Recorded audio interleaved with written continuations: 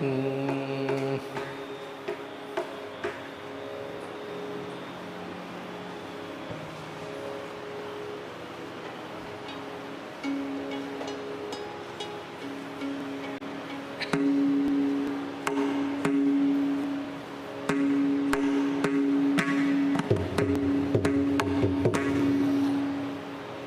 Rama Rama Rama Rama Rama Rama Rama Rama Rama Janaki Kanta Smaranam Jai Jai Rama Rama Hara Namah Parvati Pataye Hara Hara Mahadeva Gopika Jeevana Smaranam Govinda Govinda Sadguru Maharaj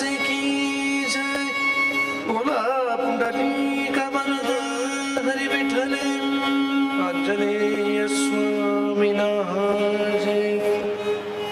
Hare Rama Rama Rama Hare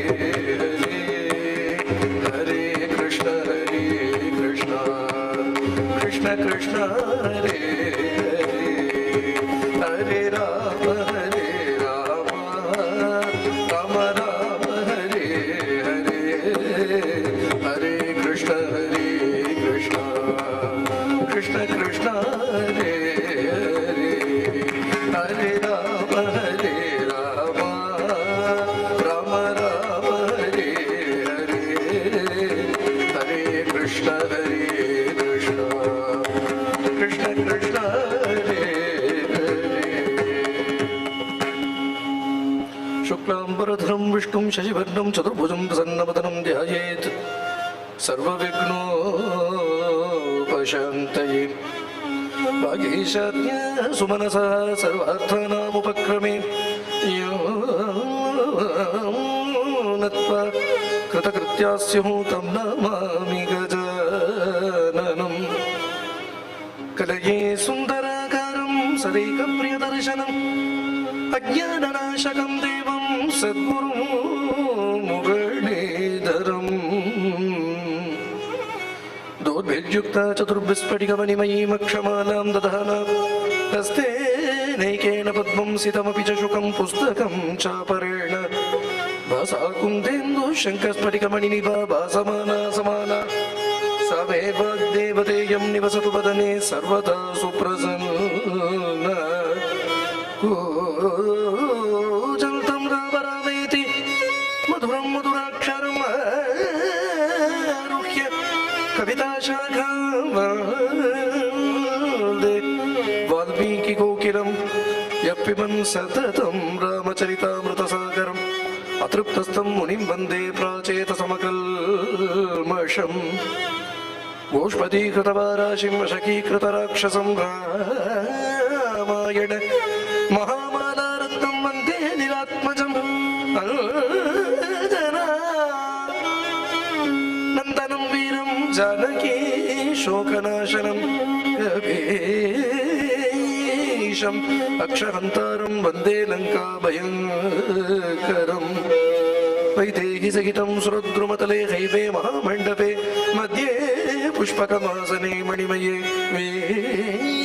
Veerasane Sustitam Agre Vajayati Prabhaljana Sute Tatvam Munibhyam Param Vyakyantam Bharatadi Vipparivratam Ramam Bhajeshyaamalam Namostu Ramaya Salakshmanaya Devyai Chadasya Janakatmajaye Namostu Rudrendriyamaniledbhyo Namostu Chandrarkamarugganebhya Sakradeva Prabhalaya Tavasmiti Jayachate Abhayam Sarvabhutebhyo Dadamyetat Pratam Mama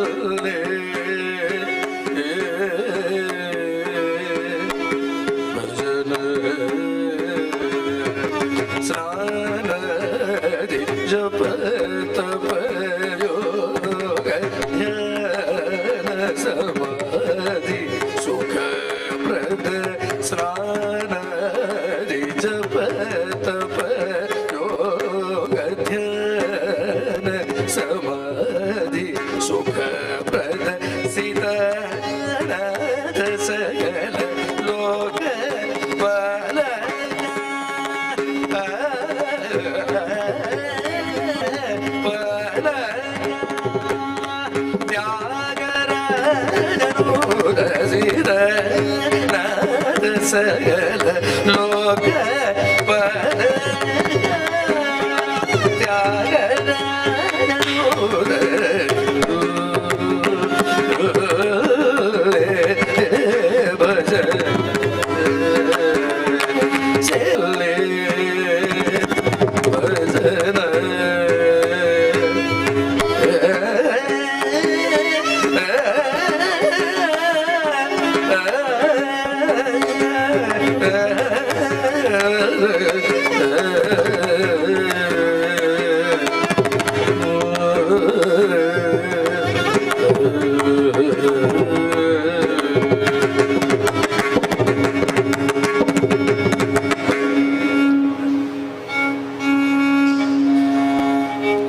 தியாகராஜருடைய அற்புதமான இந்த கீர்த்தனம்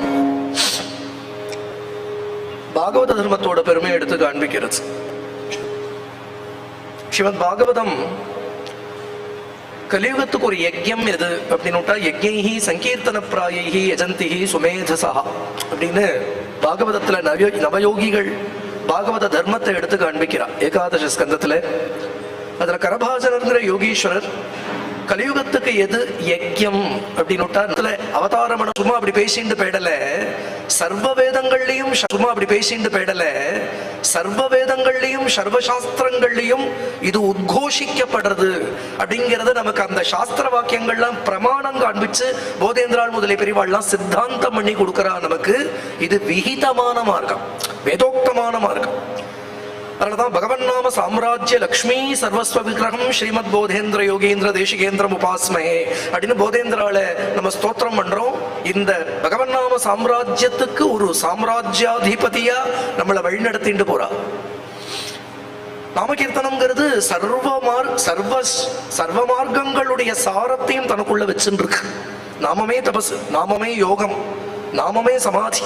பாகவத மகாத்மியம் இன்னும் ரொம்ப அழகா ஒரு விஷயம் சொல்றது, எப்பலம் நாஸ்தி தபசா ந யோகே ந சமாதின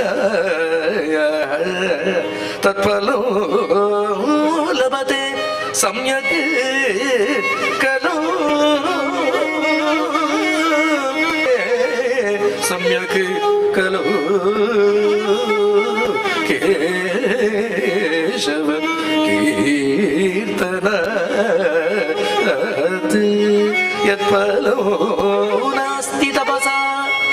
எந்த பலன் தபசால கூட கிடைக்காதோ, எந்த ஒரு பலன் நீ அஷ்டாங்க யோகம் பண்ணினா கூட சுலபமா கிடைச்சுடாதோ, அது சர்வ சுலபமா இருந்த இடத்துல உட்காண்டபடி கிருஷ்ணாராமா கோவிந்தான் கீர்த்தனம் பண்ணினா கிடைச்சுடும்.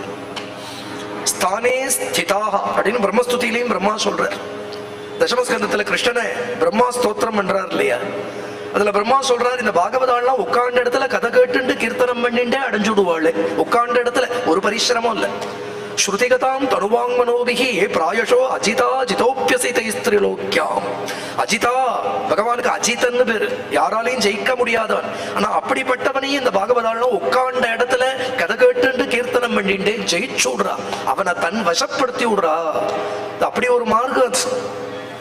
அது மட்டும் இல்ல, பாகவதம் சொல்றது எங்கெங்கெல்லாம் அப்படிப்பட்ட பாகவதால் அவதாரம் பண்ண போறான்னு ஒரு மேப் போட்டு காண்பிக்கிறது. தாமிரபரணி நதயத்திர கிருதபால பயஸ்வினி காவேரி ச மகாபுண்யா திரவிடேஷு ச பூரிஷா. தாமிரபரணி நதி தீரத்துல, காவேரி நதி தீரத்துல, பாலாற்றங்கரையில, வைகை நதி கரையில முதலிய நதி தீரங்களை சொல்லி பரம பாகவதாள் பரம நாராயண பராயணாள் இங்க அவதாரம் பண்ணுவா. அவ எல்லோரும் கீர்த்தனம்ங்கிற மார்க்கத்தை லோகத்துக்கு காண்பிப்பா அப்படின்னு ரொம்ப ஆச்சரியமா எடுத்து சொல்லிட்டு போறது. இந்த முதல் கீர்த்தனத்துல தியாகராஜர் அதைத்தான் சொல்றார். ஸ்தானதி ஜப தப யோக தியான சமாதி சுகப்பிரத அப்படிங்கிறார். எதுனா பஜனை, உட்கார்ந்த இடத்துல பஜனை பண்ணிட்டு. பஜனைனா அது ஒரு சாமானியம் இல்லை. அது என்ன சார் சும்மா உட்காந்து கிருஷ்ணாராமா கோவிந்தான்னு சொன்னா வந்துடுமான்னு கேட்கப்படாது. ஒரு தடவை அப்படி கிருஷ்ணாராமா கோவிந்தான்னு வந்துடுமா அப்படின்னு பகவன் நாம போதேந்திராள் சொல்றா. ஒரு நாமா அப்படி வந்துடுமா ஒருத்தனுடைய வாயில? அகஸ்மாத்தா ஒருத்தனுக்கு ஒரு நாமா வாயில வரணும்னா கூட அதுக்கு பகவன் நாம ரசோதயம் முதலிய கிரந்தங்கள்ல போதேந்திராள் சொல்றா, லட்சம் கோடி ஜன்மாக்கள்ல அதுக்கு உண்டான சுகிருதம் பண்ணி இருந்தாதான் தப்பித்தவறி ஒரு நாமா வாயில வரும் ஒருத்தனுக்கு. ஒரு நாமா அதுக்கு எத்தனையோ பிரம்ம கல்பத்துல புண்ணியம் பண்ணி இருக்கணும். அப்ப சதா சர்வத்திர கோவிந்த நாம கீர்த்தனம் பண்றான் ஒருத்தன்னா அவனுடைய பாக்கிய விசேஷத்தை சொல்லி மாளாது, அப்படி வந்துவிடாது பகவன் நாமா. அப்ப அதை சொல்றாரு இங்க, ஸ்நானாதி ஜப தப யோக தியான சமாதி சுகப்பிரத. இவ்வளவு அனுஷ்டானம் பண்ணிவிடலாம், இதனை யஜ்யங்கள் பண்ணிவிடலாம் இல்லையா? ஆனால் இது அத்தனைக்கும் பிரயோஜனம்னு ஒண்ணு உண்டானால் ஏதாவது ஒரு ஜென்மால இப்படி உட்காந்து கதை கேட்கவும் கீர்த்தனம் பண்றதுக்கும் பாக்கியம் ஏற்பட்டிருக்கணும். இல்லைன்னா பாகவதம் சொல்றது ஸ்ரம ஏவகி கேவலம். ஏன்னா ராவணன் அவ்வளவு அக்னிஹோத்திரம் பண்ணினான், ஹிரண்யகசிபு அவ்வளவு தபசு பண்ணினான். அந்த தபசுக்கும் அக்னிஹோத்திரத்துக்கும் பிரயோஜனமே இல்லாமல் போயிடுச்சு. காரணம் என்னன்னா அது பகவத் பிரீத்தியர்த்தம் பண்ணப்படல. ஒரு கால அது பகவத் பிரீத்தியர்த்தம் அந்த தர்மங்கள் பண்ணப்பட்டிருந்ததுன்னா இந்த மாதிரி ஒரு ஜென்மால கிடைக்கும். கதை கேட்கவும் கீர்த்தனம் பண்ணவும் ஒருத்தனுக்கு பாக்கியம் ஏற்படும். ஒரு கால அந்த தர்மம் அவனுக்கு பகவத் பக்தியில அவனை பிரேரணை பண்ணல, ஒரு நிமிஷம் கதை கேட்கல, ஒரு நிமிஷம் மேனி சிலிர்க்கல, அவனுக்கு ஒரு க்ஷாங்கல்ல பகவத் குணங்களை கேட்டு ஆனந்த பாஷ்பம் ஏற்படல, அவனுடைய சித்தம் பகவத் குணங்கள்ல ஒரு க்ஷணம் கிரகிக்கல அப்படின்னு விட்டா இத்தனை தர்மமும் சிரமம் தான் அப்படின்னு இல்லையா? ஏதோ அல்ப புண்ணியம் வரலாம், அல்ப சொர்க்கம் கிடைக்கலாம்.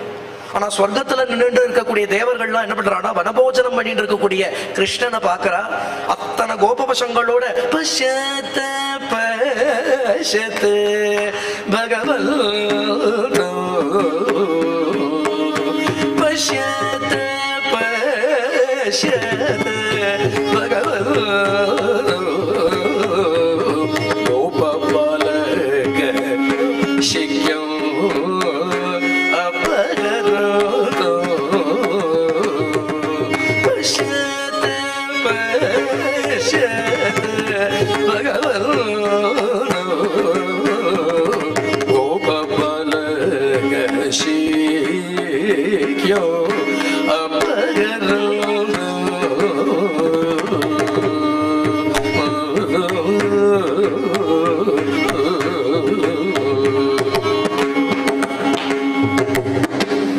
பஷ்யத அப்படிங்கிறா.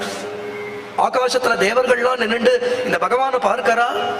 ஹாசையன்னு நர்மபிஸ்வைஹி ஸ்வர்கே லோகே மிஷதி புபுஜே யக்ய புகு பாலகேளிகின்னு இத்தனை கோப பசங்களுக்கு மத்தியில உட்கார்ந்து அந்த பசங்களுடைய உச்சிஷ்டத்தை இவன் சாப்பிடுறதும் இவனுடைய உச்சிஷ்டத்தை அந்த பசங்கள் சாப்பிடுறதும் இவ்வளவு யாகயங்கள்லாம் பண்ணி அந்த புண்ணியத்துக்கு ஸ்வர்க்கத்துக்கு போன தேவாள்லாம் தலையில அடிச்சுக்கிறானா. என்னன்னா இந்த பாக்கியம் நமக்கு கிடைக்கலையே, இந்த கோப பசங்களுடைய பாக்கியம் நமக்கு கிடைக்கலையே. யக்யகிருது யக்ய புக்குன்னு இருக்கக்கூடிய பகவான் அங்க என்ன பண்ணிட்டு இருக்கான் பத்தியோ, அவர்களுக்கு வசமாயிட்டானே அப்படின்னு இந்த ஆச்சரியமா தேவர்கள்லாம் இதை பார்த்து பிரமிக்கிறா அப்படின்னு வருது.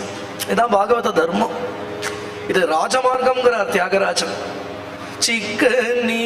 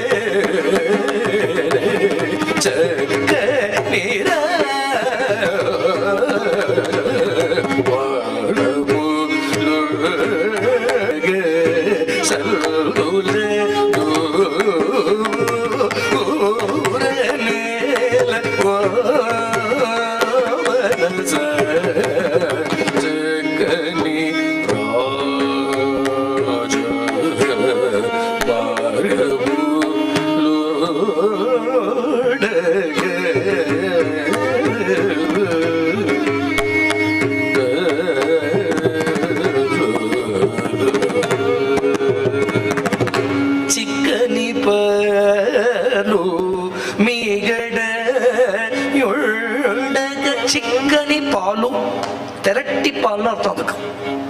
ஒரு பாலை காய்ச்சி ஒரு 1000 லிட்டர் பாலை ஒரு டப்பிக்குள்ள திரட்டி பாலை அடைச்சுன்னு வந்துடலாம். 1000 லிட்டர் பாலோட சாரமும் எதுல இருக்கும்னா அந்த இத்தூண்டு டப்பிக்குள்ள இருக்கிற திரட்டி பால்ல இருக்கும். அது போல பிரபஞ்ச சாரம் எதுனா ராமநாமம். ராமநாமத்திலிருந்து தான் பிரபஞ்சமே வந்தது. மும்மைசால் உலகுக்கெல்லாம் மூல மந்திரத்தை தம்மை தமர்க்கே நல்கும் தனிப்பெரும் பதத்தை இம்மையே இராமா என்ற 2 எழுத்தினால் தெரிய கண்டான். வாலிவதை படலத்துல கம்பன் சொல்றான், வாலி அம்பெடுத்து இப்படி பாக்குறான் இல்லையா, யாருடா என் மேல அம்பு போட்டது அப்படின்னு பாக்குறதே ராமான்னு இருக்கு அதுல. அதுக்கு கம்பராமாயணம். கம்பன் சொல்ற அழகு மும்மைசால் உலகுக்கெல்லாம் மூல மந்திரத்தை. இந்த ராமாங்கிற 2 அக்ஷரத்துல இருந்து தான் பிரபஞ்சமே வந்திருக்கு. ராணா ராமர், மானா சீதைன்னு அர்த்தம். ராணா பிரம்மம், மானா பிரகிருத்தின்னு அர்த்தம். பிரம்மமும் பிரகிருத்தியும் சேர்ந்துதான் பிரபஞ்சமா ஆயிருக்கு. சொல்லிட்டே போலாம்.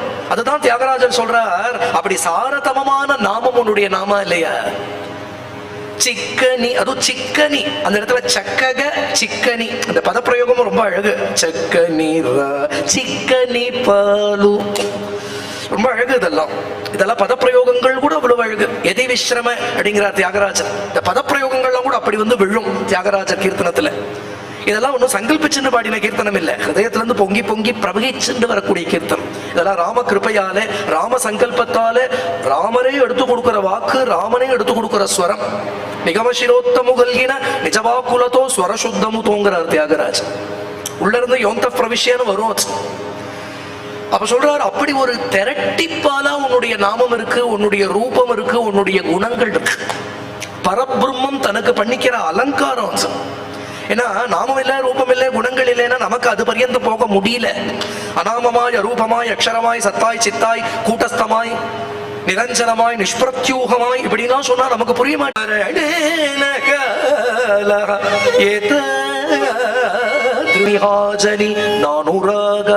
சைதன்ய மகாபிரபு சொல்றார், உன்னுடைய சர்வசக்தியையும் உன்னுடைய நாமத்துக்குள்ள ஒளிச்சு வச்சிருக்க. அந்த நாமத்தை கீர்த்தனம் பண்றதுக்கு ஒரு நியமத்தையும் நீ சொல்லல.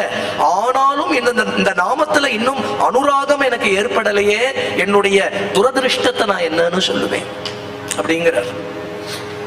அதனால சச்சிதானந்தமா இருந்தும் போறல, ரூபத்தை எடுத்துண்டும் போறல, இன்னும் தன்னை ரொம்ப சுலபமா பண்ணிக்கணும். சகஜமா அடராமா அப்படின்னு சொல்ற வியாஜத்துல ஒரு ராமநாமா வந்து கொடுத்துனா கூட அந்த நாமா அவனுடைய பாபத்தை பொசுக்கத்தான் பொசு. ரசனாஸ்பிரிகேவ பலதி ஸ்ரீராம நாமாத்மகா. ஒரு பெரியவர் சொன்னார், ரொம்ப பெரிய அத்தியவசாயம் இருக்கணும், ரொம்ப வைராக்கியம் இருக்கணும், ரொம்ப விசுவாசம் இருக்கணும், நாம வைபவம் தெரியணுங்கிற அவசியம் எல்லாம் இல்ல. அந்த 2 அக்ஷரம் உன் நாக்க தொட்டுடுத்துனா உன் பாப்பம் பொசுங்கும். உன்னுடைய நாக்கு அந்த 2 அக்ஷரம் ஸ்பரிசிச்சுடுத்துனா போதும். ரசனாஸ்பிரிகேவ பலதி அப்படின்னுட்டா அப்புறம் அந்த நாமத்திலேயே ரமிச்சுன்னு இருக்கிற மகான்கள்லாம் உண்டே, அவளையெல்லாம் அப்புறம் என்னதான் சொல்ற, அவ பாக்கியத்தை என்னதான் சொல்றது. அதனாலதான் சொன்னார், சிக்கனி பாலு மீகடை உண்டக சீயனு கங்காசாகர மேலே. இதுக்கு 2 அர்த்தம். கங்காசாகரம்ங்கிறதுக்கு என்ன அர்த்தம்னா, ஒண்ணு ராமநாமத்தை உட்கார்ந்த இடத்துல இருந்து கீர்த்தனம் பண்ணினா இல்லையா, அதுவே கங்கை, அதுவே யமுனை, அதுவே சரஸ்வதிங்கிறார் நாராயண தீர்த்தர். ராமநாம கங்கை விழித கிருஷ்ண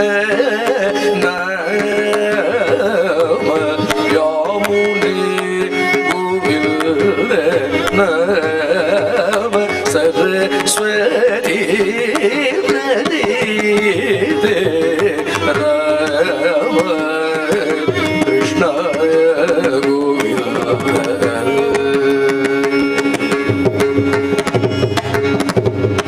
இது ஒரு பிரயாகைன்னு விட்டார் நாராயண தீர்த்தர் சொல்றார், சர்வோத்தம பிரயாகே.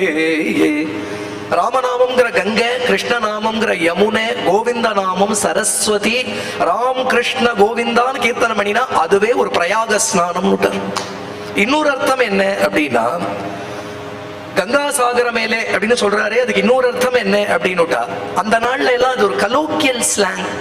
இந்த லோக்கல் அந்த பிரதேச பாஷையில கங்காசாகர் ஆயிடுத்தா அப்படின்னா என்னன்னா மத்தியபானா ஆயிடுத்தான்னு அர்த்தம். அந்த ஊர்கார அந்த கிராமிய பாஷையில ஒரு பாமரனோட பேசிக்கிறத என்ன தீர்த்தம் ஆயிடுத்தான்னு கேட்டா என்ன அர்த்தம்னா மத்தியபானம் பண்ணிட்டு வரையான அர்த்தம். தியாகராஜர் அதனால தியாகராஜர் எப்படி இருந்தாரோ அதைத்தான் கீர்த்தனமா பண்ணியிருக்கார். பாகவத தர்மம்ங்கிறது ரொம்ப அழகான ஒரு தர்மம். காலம்பரை எழுந்துட்ட உடனே அவளுக்கு பிராத ஸ்நானம், உடனே சகசிராவர்த்தி காயத்ரி ஜபம், அது முடிஞ்ச உடனே உஞ்சவருத்தி முடிச்சுட்டு வந்த உடனே பூஜை முடிச்சுட்டு மத்தியான சித்த பிரசாதங்கள் எடுத்துண்டு அதுக்கப்புறம் நாம லேಖனம், இல்லைன்னா நாம ஜபம், இல்லைன்னா சித்த பாராயணம், கொஞ்சம் பிரவச்சனம், சாயங்கால வேளையில திவ்யநாம சங்கீர்த்தனம், ராத்திரி டோலோத்சவம். இதுதான் நித்யோத்சவ பத்தத்தின்னு பேரு பாகவதாள். அதுதான் பாகவதாள்லாம் ராத்திரி டோலோத்சவம் முடிச்சுட்டு மங்கள ஸ்லோகங்கள் சொல்றது. நித்யோத்சவோ பவேத்தேஷாம் நித்யஸ்ரீ நித்யமங்களம் ஏஷாம் ஹிருதிஸ்திதோ பகவான் மங்களாயதனம் ஹரி. இந்த நித்யோத்சவத்தை பண்ணிண்டே இருப்பா பாகவதாள். அதனாலேயே நித்யஸ்ரீஹி நித்யமங்களம். நித்யஸ்ரீ வாசம் பண்றா பாகவதாளோட கிரகத்துல. நித்யஸ்ரீ வாசம் பண்றான்னு சொல்றே. தியாகராஜர் அத்தனை தாரித்ரியத்துல இருந்தாரேனா, தாரித்ரியம்ங்கிறது அவாட்ட இல்ல, நம்ம பாக்குற விதத்துல இருக்கு. நம்ம அவ லைஃபை எப்படி பாக்குறோமோ நம்ம சித்தத்துல இருக்கிற தாரித்ரியத்தை அவ வாழ்க்கையில ஆரோபிச்சு பார்த்துடுவோம். நம்ம தாரித்ரியம்ங்கிறது பொருள் இல்லாம இருக்கிறது இல்ல தாரித்ரியம், சித்தத்துல சாந்தி இல்லாம இருக்கிறது தான் தாரித்ரியம். சித்தத்துல சமிருத்தி இருக்கணும். சமிருத்தி எது அப்படின்னு சாந்தி தான் சமிருத்தி. நம்ம சொல்றோம் அவருக்கு கஷ்டம்னு, அவர் சொல்றாரு என்ன போல சௌக்கியம் யாருக்குங்கிறார். இந்த சௌக்கிய மனிதே ஜபஜ சௌக்கிய மனிதே ஜபஜ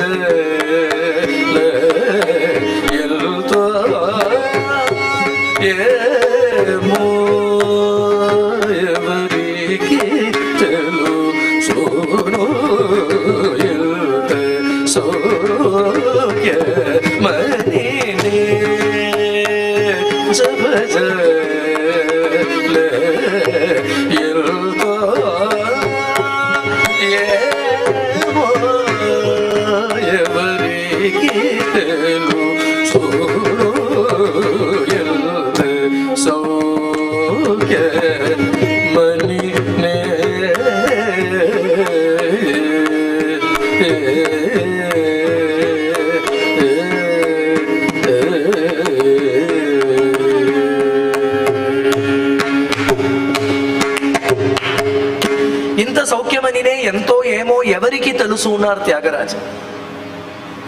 இந்த சௌக்கியத்தை நான் என்னன்னு சொல்லுவேன்?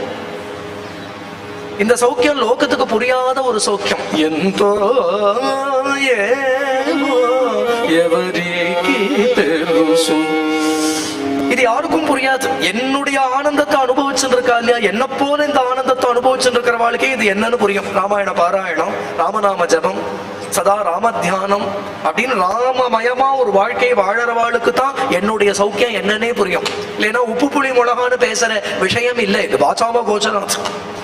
தாந்த சீதா காந்த கருட ஸ்வந்த பிரேம துலகே தெலுசுனுகனி. ஹிருதயத்துல அத்தனை சீதாராமன் இடத்துல அத்தனை பிரேம இருக்கக்கூடிய பரம பாகவதாளுக்கு புரியும் என் சௌக்கியம்னா என்ன. அப்படி வந்த கீர்த்தனங்கள் தான் அதெல்லாம். அந்த சௌக்கியத்துல திளைச்சு வந்த கீர்த்தனங்கள் தான். ஒரு ராம பக்தனுடைய வாழ்க்கையையும் அப்புறம் ராமாயணத்தையும் பிரிக்கவே முடியாது. ஏன்னா அவனை பொறுத்த வரைக்கும் ராமாயண காலம் வேற, தான் வாழற காலம் வேறன்னு இருக்கவே இருக்காது. அவன் ராமாயணத்துல ராமரோட சேர்ந்து பிரயாணம் பண்ணிட்டு இருக்கோம். அவனுடைய ஹிருதயம் அனுகமனம் பண்ணிட்டு இருக்கும். இன்னைக்கு ஆரண்ய காண்டம் போறாரா, அவன் சித்தம் ஆரண்ய காண்டத்துல இருக்கும். இன்னைக்கு அயோத்தியா காண்டத்துல பிரபு வந்து அவ்வளவு தீரனா தியாகம் பண்ணிட்டு மேரு சமான தீரனா கிளம்புறார் அப்படின்னு ராமச்சரணத்தோட அவனுடைய சித்தம் பின்னோட போயிருக்கும். அங்க வந்து யுத்த காண்டத்துல பிரபு யுத்தம் பண்றாரு அப்படின்னு அந்த ராம பாணங்களோட அவனோட சித்தம் பிரயாணம் பண்ணிட்டு இருக்கும். சுந்தர காண்டத்துல ஹனுமான் பறக்கிறார்னா ஹனுமானோட ஹனுமான் ஹிருதயமாகவே ஆகி அந்த சுந்தர காண்டத்தை அனுபவிச்சுருப்பான். இப்படிதான் ஒரு ராம பக்தனுடைய ஹிருதயம் இருக்கும். அதனால ராமாயணத்தையும் ராம பக்தனையும் பிரிச்சே பார்க்க முடியாது. எப்படி பாகவதத்தையும் பாகவதாளையும் பகவானையும் பிரிக்கவே முடியாதுன்னு சொல்றாளோ, அத போல ராமாயணத்தையும் ராமரையும் ராம பக்தாளையும் பிரிக்க முடியாது. அவன் ஹிருதயமா ராமாயணம் இருக்கும். அதனால அது ஒரு ஹிஸ்டரி மாதிரி படிச்சுருக்க மாட்டான். நம்மளாம் என்ன, அன்னைக்கு ஒரு நாள் ராமர் இருந்தார், ராமர் அப்படிதான் கிளம்பினார், ராமர் தியாகம் பண்ணிட்டு போனார், ராமர் அரண்யத்துக்குள்ள பிரவேசித்தார் அப்படின்னு ஹிஸ்டரி மாதிரி படிச்சுடுவோம் இல்லையா? ராம பக்தனுக்கு அது சுவானுபவமா இருக்கும். அதுலயே தழைப்பான், அதுலயே கரைஞ்சு போயிடுவான். பட்டந்தோ நாமானி பிரபதபர சிந்தௌ நிபதிதா ஸ்மரந்தோ ரூபம் தே வரத கதயந்தோ குணகதா சரந்தோ ஏ பக்தாः त्वयि खलु रमन्ते परममूले अहं धन्यान्मल्ये समधिगत सर्वाभिलषित. ஒரு ஆனந்த சாகரத்துல மூழ்கி திளைப்பான ஒரு பக்தன். அதனாலதான் துவயி ரமந்தே அப்படிங்கிறார் பட்டத்திரி. ஒன்னிடத்துல ரமிச்சுன்னு இருப்பான் அந்த பக்தன் அப்படின்னு சொல்றார். அது ஒரு அனுபவம், அது ஒரு அனுபவம், சொல்லி மாளாது. அப்படி தியாகராஜருடைய அனுபவம் தியாகராஜ ராமாயணம். அப்புறம் வால்மீகி ராமாயணம் வேற, தியாகராஜ ராமாயணம்ங்கிறது ஒண்ணுதான். அதுல பக்தர்களுடைய சித்தம் அதுல எப்படி பூந்து புறப்படுறது, அதுல எப்படி ரமிக்கிறா அப்படிங்கிறதே இது கம்ப ராமாயணம், தியாகராஜ ராமாயணம், துளசி ராமாயணம், காளிதாச ராமாயணம் அப்படின்னு அது அவளுடைய பாவங்களோட சேர்ந்து நமக்கு அப்படி எப்படி கிடைக்கிறது ஒரு விருந்து நமக்கு. நல்ல வேளையா நம்மளாம் இத்தனை பக்தாள் அவதாரம் பண்ணதுக்கு அப்புறம் பிறந்தோம் நம்மளாம் இல்லையா? இத்தனை விதமா ராமர் அனுபவிக்க கிடைக்கிறதே நமக்கு. எத்தனை பாவங்கள் அனுபவிக்க முடியாது. துளசி ராமாயணம்னா அது ஒரு சாகரம், கம்ப ராமாயணம்னா அது ஒரு சாகரம், தியாகராஜ ராமாயணம் அது ஒரு சாகரம். உலகத்துல இருக்கிற பல பாஷைகள்ல நமக்கு இன்னைக்கு ஒரு கிரந்தம் கிடைக்கிறதுனா அது ராமாயணம் தான். பாரதத்துல இருக்கிற அவ்வளவு பாஷைகளே ராமாயணம் இருக்கு. எழுத்தச்சன் ராமாயணம்னு இருக்கு, அப்புறம் ஆந்திரால போன ஒரு ராமாயணம் இருக்கு, அசாம்ல ஒரு ராமாயணம் இருக்கு, சொல்லிட்டே போலாம் இல்லையா? ராமகுணங்கள் யாரைத்தான் ஆகர்ஷிக்கல? யாருக்குதான் ராமாயணம் வேண்டாம்? பாரதிய சம்ஸ்காரம்னு ஒண்ணு இருந்ததானால் ராமாயணத்தை பிரிச்சுட்டு பாரதிய சம்ஸ்காரம்னு ஒண்ணு இல்லவே இல்லை இல்லையா? பாரதிய சம்ஸ்காரம்னா அதை ராமாயணத்தை கொண்டு தெரிஞ்சுக்கணும். புரியுறது? ராமாயணம் காண்பிக்கிற சமூகம் தான் பாரதிய சமூகம். அதனால யாருக்குதான் ராமன் வேண்டாம், யாருக்குதான் ராமாயணம் வேண்டாம் இல்லையா? அத்தனை பேருடைய சித்தத்தையும் ஒரு நாஸ்திகனோட சித்தத்தை கூட தொடர்றது.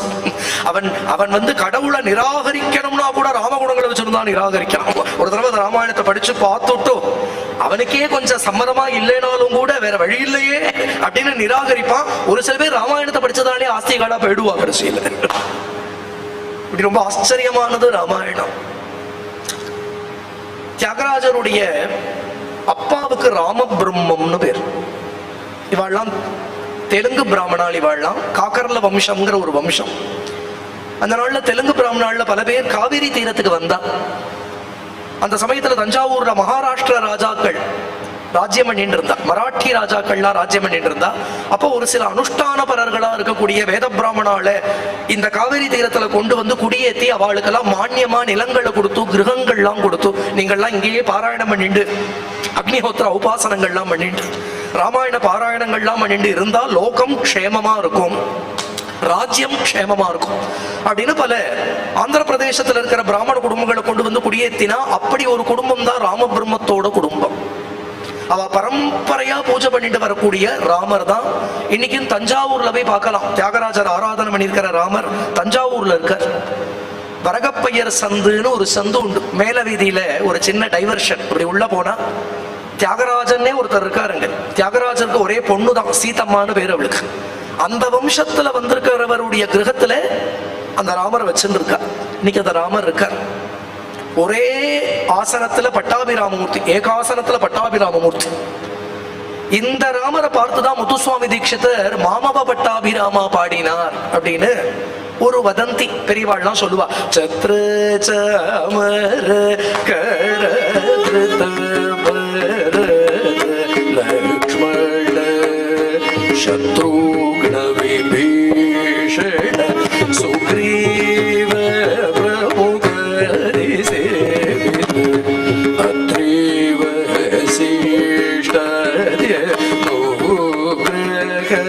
பத்ர தசரத புத்திர மணி ரகவல்ய மண்டபே விசித்திர மணிமய சிம்ஹசனே சீதய சகசம் ஸ்தித சுச்சரீர பரம பவித்ர குரு गजनीत्र वंश सुधमुदि चंद्र मेदिनी परम चंद्रमा मारुति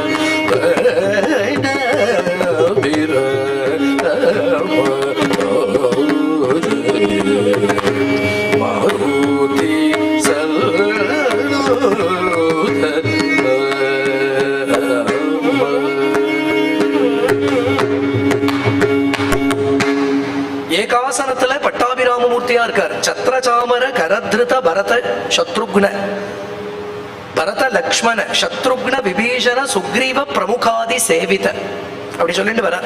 பரதலட்சுமண சத்ருக்னாலாம் அங்க சத்திரசாமர் உபச்சாரம் பண்ண. சீதை வாமாங்க ஸ்தித ஜானகின்னு ராமருடைய வாமபாகத்துல மடியில உட்கார்ந்து இருக்க.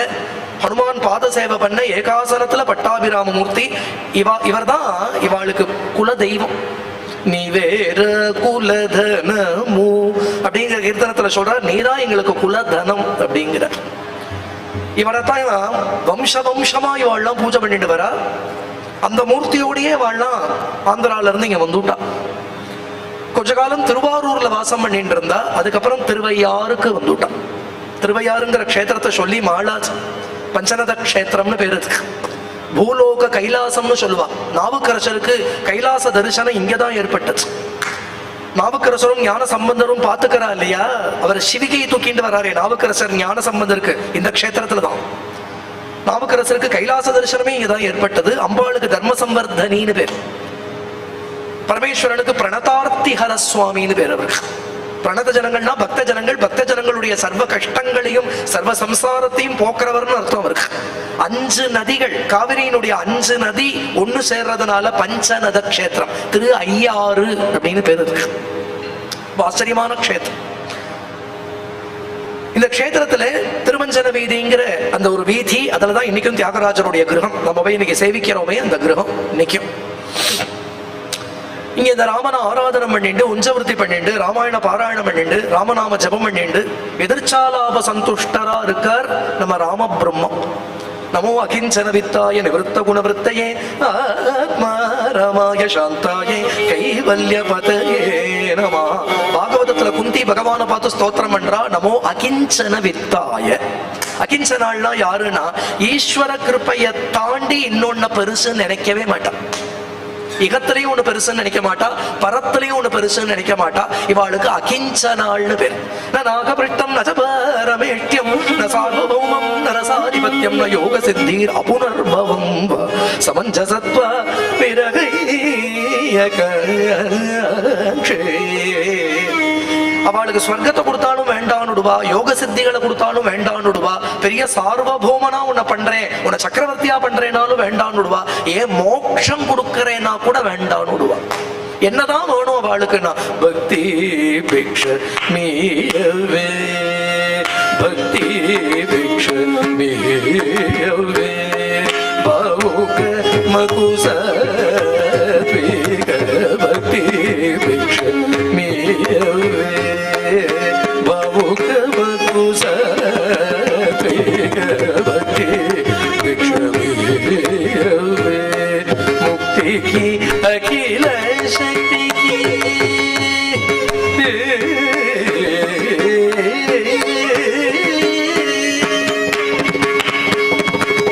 मुक्ति की अखिल शक्ति की, मुक्ति की अखिल शक्ति की त्रिमूर्तुलगति मेल मेल, मुक्ति की अखिल शक्ति की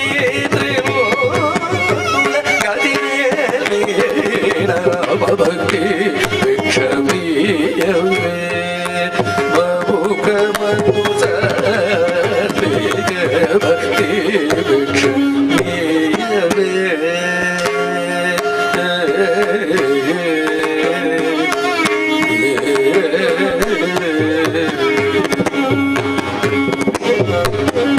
मुक्ति की अखिल शक्ति की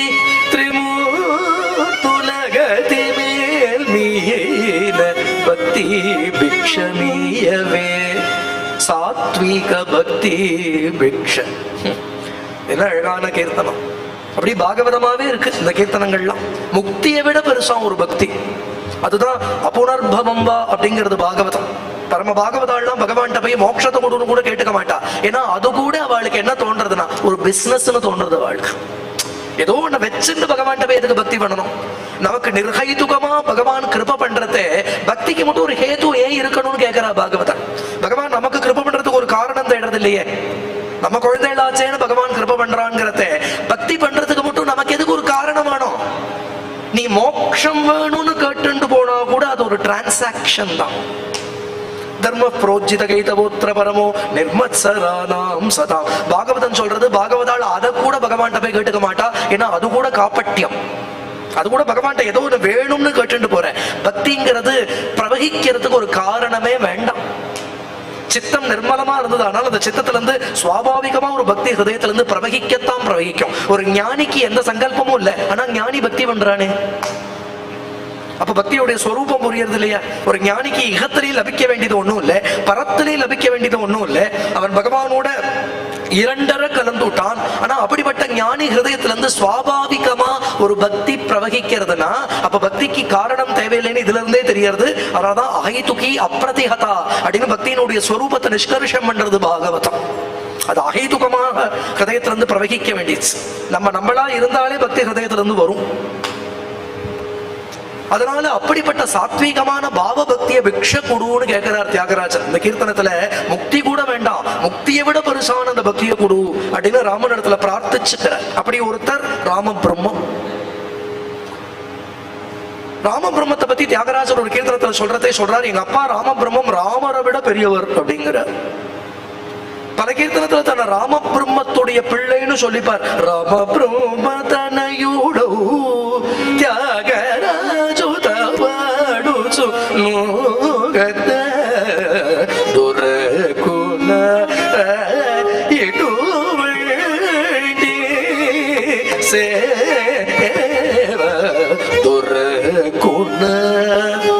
எத்தனை கீர்த்தனத்துல தன்னை ராம பிரம்மத்தோட பிள்ளை, தன்னை ராம பிரம்மத்தோட பிள்ளைன்னு சொல்லிக்கிற ஒரு பக்தன் எப்பவுமே துவமேவ மாதாச்ச பிதாத்வமேவ துவமேவ பந்துஷ்ச சகாத்வமேவ அப்படின்னு தானே பாடுவான். ராம ஏக மாதா ராம ஏக பிதா ராம ஏக பிராதா சகோதர சகோதர வித்யா வைபவ காஞ்சன சர்வஹா ஸ்வஜன ராம ஏக அப்படிதான் பாடுவா. நீயே அப்பா, நீயே அம்மா, நீயே பந்து, நீயே சகோதரன், நீயே வித்யா வைபவம் காஞ்சனம் சர்வமும் ராமா நீதான் அப்படின்னு பாடுவா. ஆனா இங்க தன்னை ராம பிரம்மத்தோட பிள்ளைன்னு சொல்லிக்கிறதுல தியாகராஜருக்கு ஒரு சந்தோஷம்.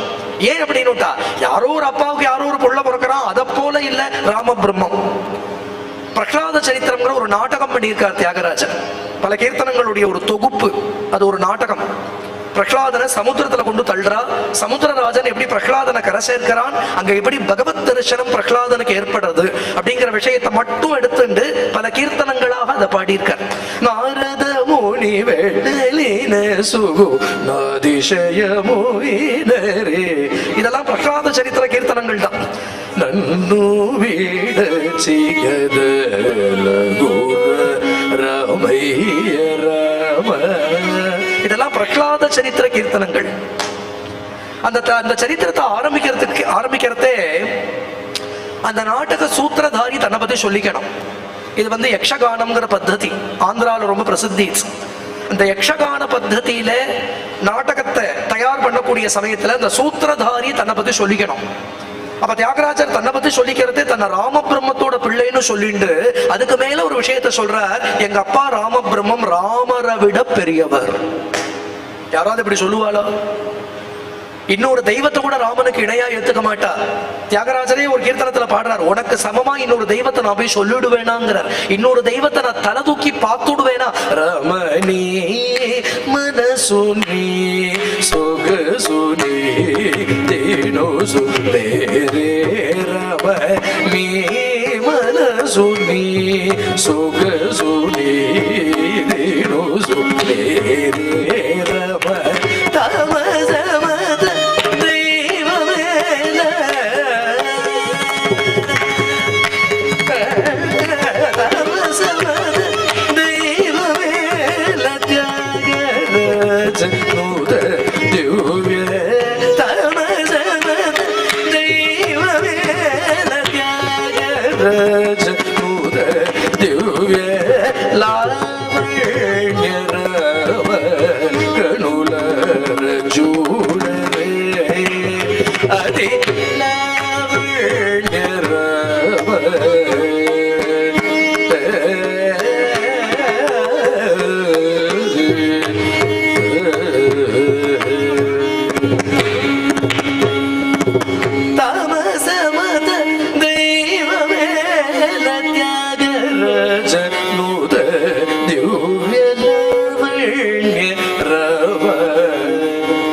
உன் மனசு உன் சொகுசு உன்னுடைய தினுசு அப்படிங்கிறார். மனசு சொகசு தினுசு.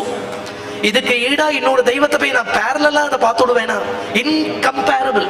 நீ நடந்துக்கிறது, நீ பேசுறது, நீ சிரிக்கிறது, உன்னுடைய சரித்திரத்தை நீ நடத்திட்டு போற அழகு, இதுக்கு ஈடா இன்னொன்னு கிடையாது. இன்னொரு தெய்வம் கூட எனக்கு தெரியாது. அப்படிங்கிறது யாரோ ராமபிரம்ங்கிற தன்னுடைய அப்பாவை போய் ராமரை விட உசத்தின்னு சொல்லிடுவாரா இவர்? அதுக்கு காரணம் சொல்ற என்ன அப்படின்னுட்டா, இதுக்கு ஒரு சம்பவத்தை சொல்றார். சரபோஜி ராஜாங்கிற ராஜா ராஜ்யம் பண்ணிட்டு இருந்த சமயம், இதெல்லாம் மகாராஷ்டிரா ராஜாக்கள் தஞ்சாவூரை ராஜ்யம் பண்ணிட்டு இருந்தா ஒரு காலத்துல. அப்ப சரபோஜி ராஜா காலம் தான் இந்த காலம். ஒரு சமயம் ராமபிரம்மம் ஒரு ராமநவமி புண்ணிய காலம். இன்னைக்கு பிராத்த ஸ்நானம் பண்ணிட்டு காவிரியில இருந்து இப்படி வந்துட்டு இருக்கார். மடியா ஜலம் எடுத்துட்டு ராமநாமத்தை ஜபம் பண்ணிட்டு, ஏன்னா நித்தியப்படி ராமருக்கு அபிஷேகம் உண்டு. சகசிராவர்த்தி காயத்ரி ஜபத்தை முடிச்சுட்டு தீர்த்தத்தை மடியா எடுத்துட்டு வந்துட்டு இருக்கிற சமயத்துல அந்த பிரதேசத்துல ரொம்ப பிரசித்தியான வீண வித்வான் வைணிக காயக்காள். அந்த சமயத்துல எல்லோருமே வீணமிட்டே பாடுவா. தீட்சிதர் எல்லாமே வைணிக காயக்காள் தானே. ஒரு பிரசித்தியான வைணிக காயகர் சொண்டி வெங்கட்ரமணையான பேரு. இவர் தான் தியாகராஜருக்கு வித்யா குரு ஆக போறார். அவரும் வர ரெண்டு பேரும் ராமநவமி பிராத்த காலத்துல பாத்துக்கிறார். அந்த சொண்டி வெங்கட்ரமணையா ராமபிரம்மத்தை சேவிக்கிறார் விழுந்து. ஏன்னா இந்த மாதிரி ஒரு புண்ணிய காலத்துல பிராத்த காலத்துல காவேரி தீரத்துல பரம பாகவதாளோட தரிசனம் கிடைக்கிறது பெரிய பாக்கியமாச்சே. ராமபிரம்மம் சொன்னார், வெங்கட்ரமணகாரு, நானே உங்களை வந்து பார்க்கணும்னு நினைச்சிருந்தேன், நீங்களே எதிர்பட்டுட்டேள். எனக்கு ராமநவமி, நம்ம ராமனுக்கு சாயங்காலம் வந்து நீங்க கொஞ்சம் வீணாகானம் பண்ணிட்டு போலாமே அப்படின்னார். வெங்கட்ரமணகாரு சொன்னார், இதுக்கு பாக்கியம் பண்ணிருக்கணுமே. அயோத்தியில ராம தர்பார்ல போய் ராமருக்கு வாசிக்கிறது எப்படியோ அப்படிதான் உங்காத்து ராமருக்கு வாசிக்கிறது. ஏன்னா அங்கதான் ராமன் சந்நிகிதனா எழுந்தருளி இருக்கான். பரம பாகவதாளோட கிரகத்துல சுப்ரசன்னனா பகவான் இருப்பான். ஏன்னா அவளோட பக்தி ஒண்ணு போதும். உனக்கு ஆவாகனம் தெரியணும், பூஜை தெரியணும், பிரதட்சணம் தெரியணும், நமஸ்காரம் தெரியணுங்கிற அவசியம் இல்லை. பரம பாகவதாள் பாவத்தோட ஒரு புஷ்பம் எடுத்து போட்டுட்டா அதுக்கு சந்நிகிதனா உட்கார்ந்து இருப்பான் பகவான். அதுதான் அந்த பாவம் ரொம்ப முக்கியம். அதுல எல்லாம் அடங்கிடும். அதுல அத்தனை பூஜா விதியும் அடங்கிவிடும். ஒரு கண்ணுல ஒரு பொட்டு ஆனந்த பாஷ்பம் விட்டு ஒரு துளசி துளசி தளமுல சந்தோஷ முக பூஜில் துளசி தளமுல சந்தோஷ முக பூஜில் துளசி தளமுல சந்தோஷ முக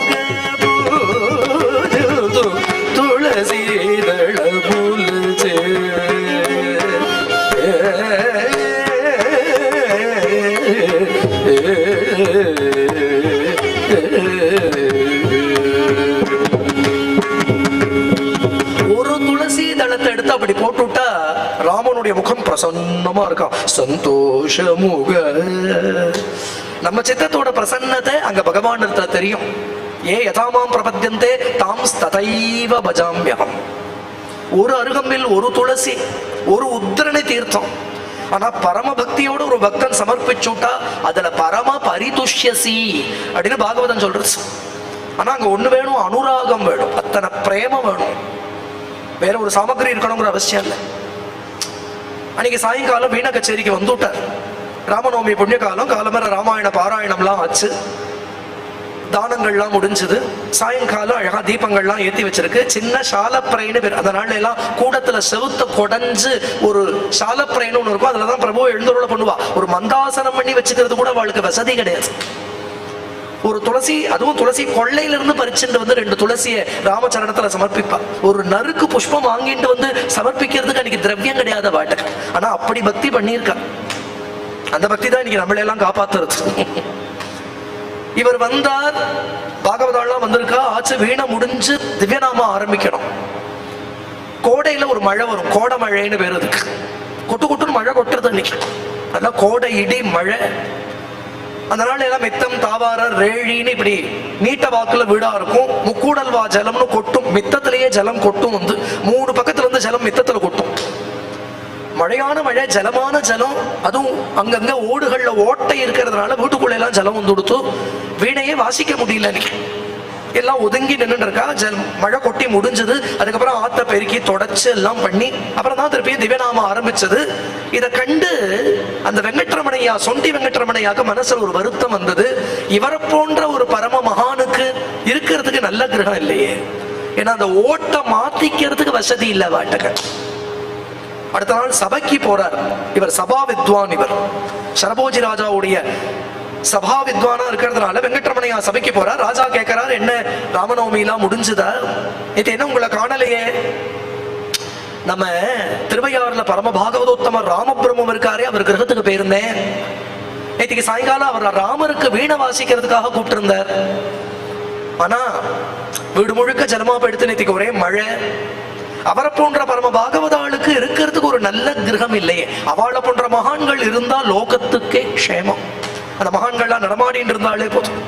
அப்ப சரபோஜி ராஜா சொன்னார், நீங்க சொல்றதுனாலே அவருக்கு வேணா ஒரு கிரகத்தை நான் சாசனம் பண்ணி கொடுக்கிறேன். நான் ஒரு கிரகத்தை மானியமா கொடுக்கிறேன். இதே திருவையாறுல வந்து வாங்கிட்டு போக சொல்லுங்க. அவர் சொன்னார், நீங்க கிரகம் கொடுப்பேன்னு அவர் ஒன்றும் பக்தி பண்ணல. அவ எதை கொடுத்தாலும் அது பக்திக்கு ஈடா வாங்கிக்க மாட்டான். மோட்சத்தை கொடுத்தா கூட வேண்டாம்னு விடுவா. வேணும்னா ஒண்ணு பண்ணுங்கோ, உங்களை கிருத்தியரா பண்ணிக்கணும்னா அந்த கிரகத்தை மானியம் பண்ணி கொடுங்கோ, நான் கொண்டு கொடுத்துடுறேன். அவ வந்து வாங்கிக்கிறதுங்கிறது நடக்கவே நடக்காது. உடனே ராஜா அவசரமா திருமஞ்சன வீதியிலே ஒரு கிரகத்தை சாசனம் பண்ணி கொடுக்கிறார். ராஜமுத்திர போட்டு ராமபிரம்மத்துக்கு உரியது அப்படின்னு கொடுத்துட்டார். சொண்டி வெங்கட்ரமணையா எடுத்துட்டு போய் ராமபிரம்மத்திட்ட கொடுக்கிறார். ராஜா உங்களுக்கு ஒரு கிரகத்தை மானியம் பண்ணி கொடுத்திருக்கார். அத லட்சியம் கூட பண்ணல. அப்படிப்பட்டவர் புள்ளதான் நிதிச்சல சுகமா அப்படின்னு பாட முடியும். புரியுறதோ? புலிக்கு பிறந்தது பூனை ஆயிடுமா?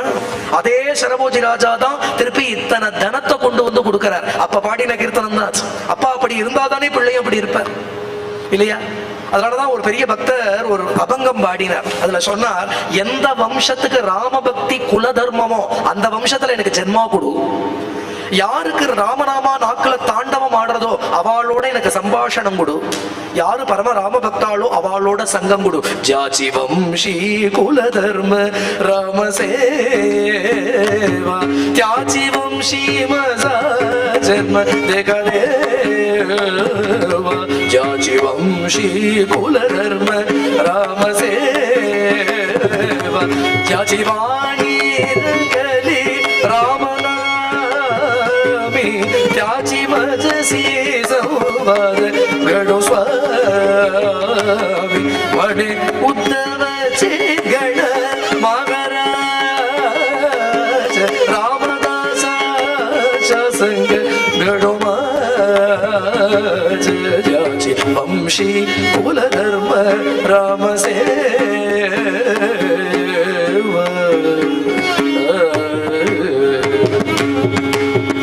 ஜாச்சி வம்சி குலதர்ம ராமசேவா. எந்த வம்சத்துக்கு ராம பக்திங்கிறது குல தர்மமோ தியாச்சி வம்சி மஜன்ம தேகா தேவா, அந்த வம்சத்துல எனக்கு ஜென்மா கொடுத்துரு.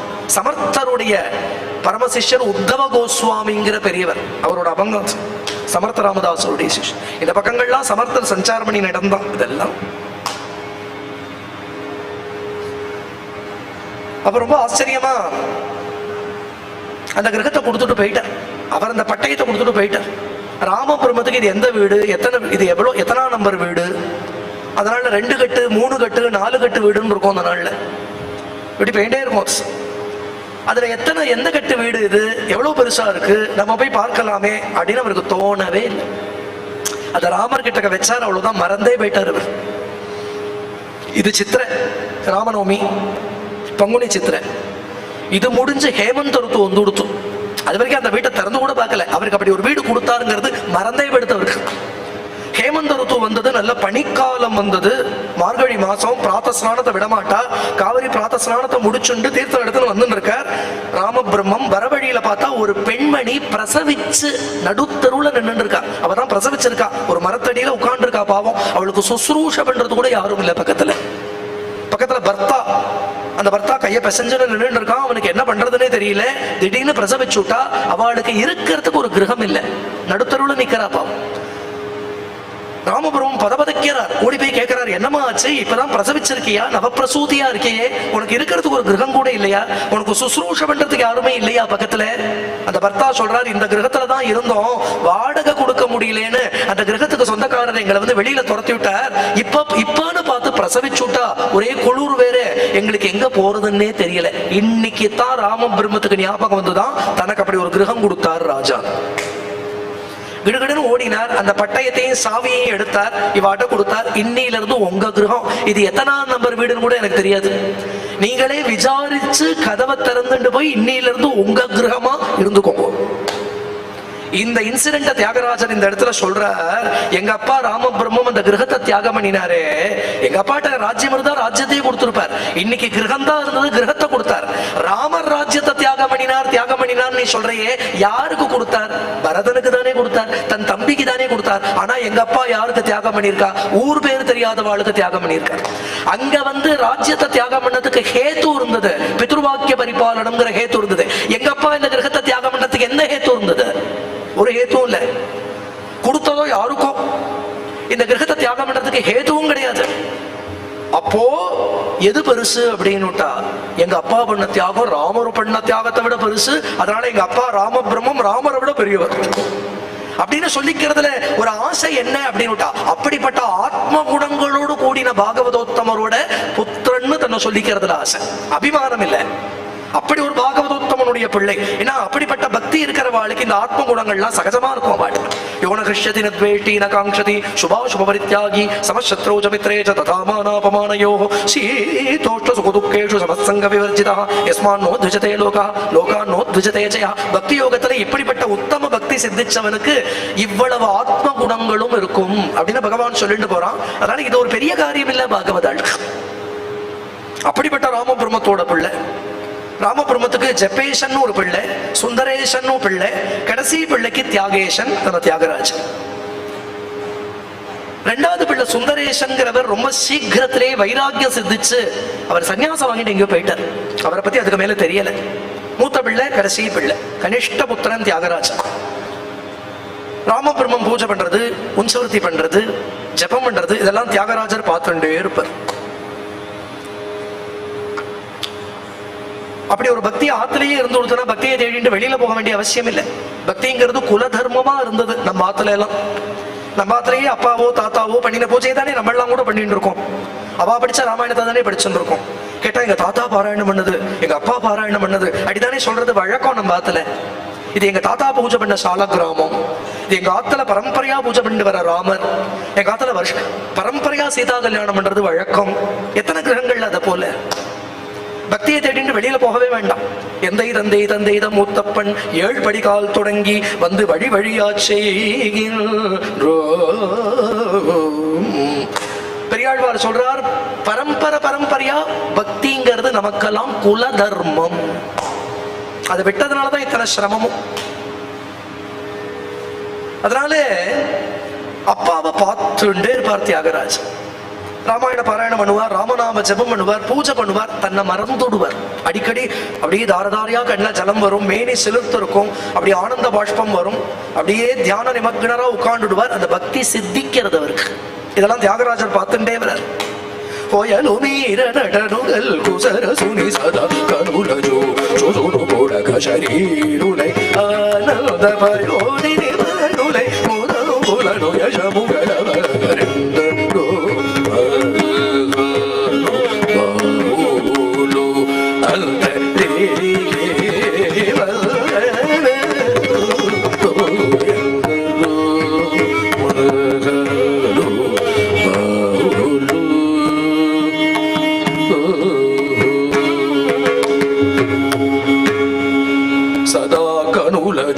చూచును புலகஷரீருலை ஆனந்த பயோதி நிமனுலை மூலமுலனு யசமுகலவரெந்தரு. பரம பாகவதாளுடைய லட்சணங்களை சொல்லிட்டு வர இந்த கீர்த்தனத்துல ராமனை பார்த்தா ஆனந்தப்படுவா, மேனி சிலிர்க்கும், ஆனந்த பாஷ்பம் வரும். புலக சரீருளை ஆனந்த பயோதி நிமக்குனுலை. அந்த பக்தி சித்திக்க சித்திக்க சித்திக்க அந்த பக்தி சுத்த சாத்வீக பிரேம பக்தியாக மாறும். அப்ப இந்த பாவ லட்சணங்கள்லாம் சரீரத்துல தெரியும். மேனி சிலிர்க்கும், கண்கள்ல ஆனந்த பாஷ்பம் வரும், தொண்டையில கத்கதம் ஏற்படும், உடம்புல ஒரு நடுக்கம் வரும், ஒரு சில சமயங்கள்ல மூர்ச்சை ஆயிடுவா. இப்படிப்பட்ட பாவ லட்சணங்கள்லாம் சுத்த பக்தி சித்திச்சதானால் இதெல்லாம் ஏற்படும்னு பக்தி கிரந்தங்கள்ல பக்தி சாஸ்திரங்கள்ல சொல்லி இருக்கு. இதெல்லாம் அப்பா கிட்ட பார்த்துட்டே இருக்கார். ஒரு நாள் அப்பா பூஜை பண்ணிட்டு இருக்கார். சின்ன தியாகராஜன் 5 வயசு. அம்மா சின்ன வயசுலயே காலகத்தை அடைஞ்சு விட்டா. அப்ப அண்ணாவுக்கு கல்யாணம் ஆயிடுத்த அண்ணா மண்ணி அப்பா தியாகராஜன் இப்படிதான் இருக்கு. குழந்தைக்கு ஒரு 5-6 வயசு இருக்கும். பக்திங்கிறது விளையும் பயிர் முளையிலே அப்படின்பா. பிரகலாதனுக்கு யார் பக்தியை சொல்லி கொடுத்தார் இல்லையா? பிரகலாதன் தான் பக்தியை சொல்லி கொடுக்குறான். 71 சதுர்யுகமா உலகத்தையே ஹரிபக்திய மறக்கடிச்சிருந்தான் ஹிரண்யகசிபு. ஆனா அவனுக்கு பிறந்த ஒண்ணு 5 வயசுல ஹரிநாராயண அப்படிங்கிறது. யாரும் சொல்லி கொடுத்து வரும் பக்தி. ஒரு துளசியை அங்குரிக்கிறதையே சுகந்தத்தோட அங்குரிக்கிறத போல பக்தாள்லாம் பக்தியோடையே பிறக்கிறா. அதனால அந்த பக்தியை தடை பண்ணாம இருந்தா போதும். அந்த பக்தியை யாரும் சொல்லிக் கொடுக்க வேண்டாம். ஒரு காந்தத்துக்கு நார்த் நோக்கி திரும்பறதுக்கு யாரும் சொல்லி தரணும்? ஒரு மேக்னெட்டிக் நீடலுக்கு நார்த் டைரக்ஷனை நோக்கி திரும்பறதுக்கு என்ன கிளாஸா எடுக்கணும்? ஒரு கொடிக்கு கொம்புல போய் படறதுக்கு கிளாஸா எடுக்கணும்? ஒரு நதிக்கு சமுத்திரத்தை நோக்கி ஓடுறதுக்கு கிளாஸா எடுக்கணும்? ஒரு பதிவிரதைக்கு தன் பதியை தியானம் பண்ணிட்டு இருக்கிறதுக்கு கிளாஸா எடுக்கணும்? இதெல்லாம் ஆதிசங்கரர் சிவானந்த லஹரியில கொடுக்கிற எக்ஸாம்பிள்ஸ். ஆச்சாரியால் சொல்றா, இதெல்லாம் எவ்வளவு சுவாபாவிகமோ அத்தனை சுவாபாவிகமா ஒரு பக்தனுடைய சித்தம் பகவானத்தான் பிடிச்சிருக்கும். அங்கோலம் நிஜபீஜ சந்ததி அயஸ்காந்தோபலம் சூச்சிகாக சாத்வி நைஜ விபும் லதா க்ஷிதிருஹம் சிந்து சரித் வல்லபம். ஒரு நதி சமுத்திரத்தை கலக்கிறது எப்படியோ, ஒரு கொடி கொம்புல படறது எப்படியோ, ஒரு மேக்னெட் நார்த்த நோக்கி திரும்புறது எப்படியோ இல்லையா, ஒரு பதிவிரத்தை தன் பதியை தியானம் பண்றது எப்படியோ, இத போல சுவாபாவிகமா ஒரு பக்தனுக்கு அந்த பக்தி ஹிருதயத்திலிருந்து திரகிக்கும்.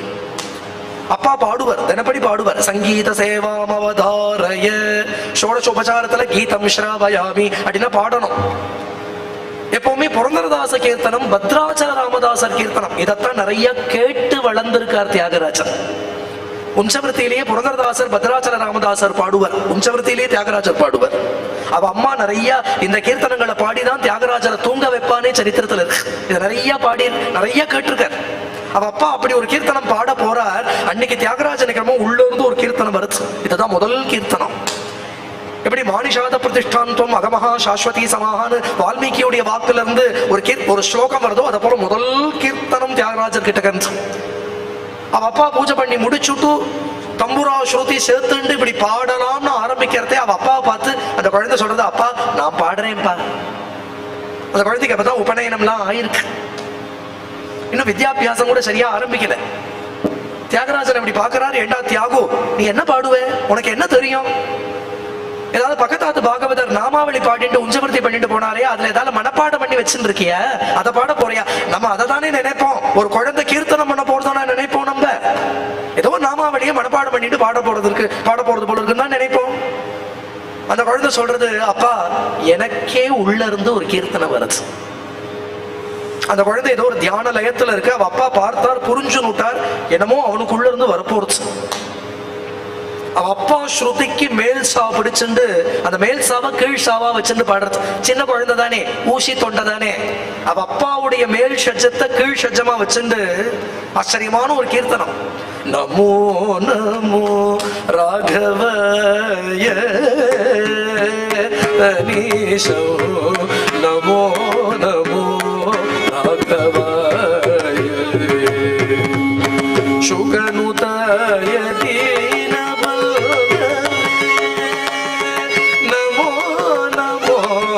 சகல லோகதய சிறுதவே அனீஷோ நமோ நமோ ராகவய அனீஷம் நமோ நமோ ராகவய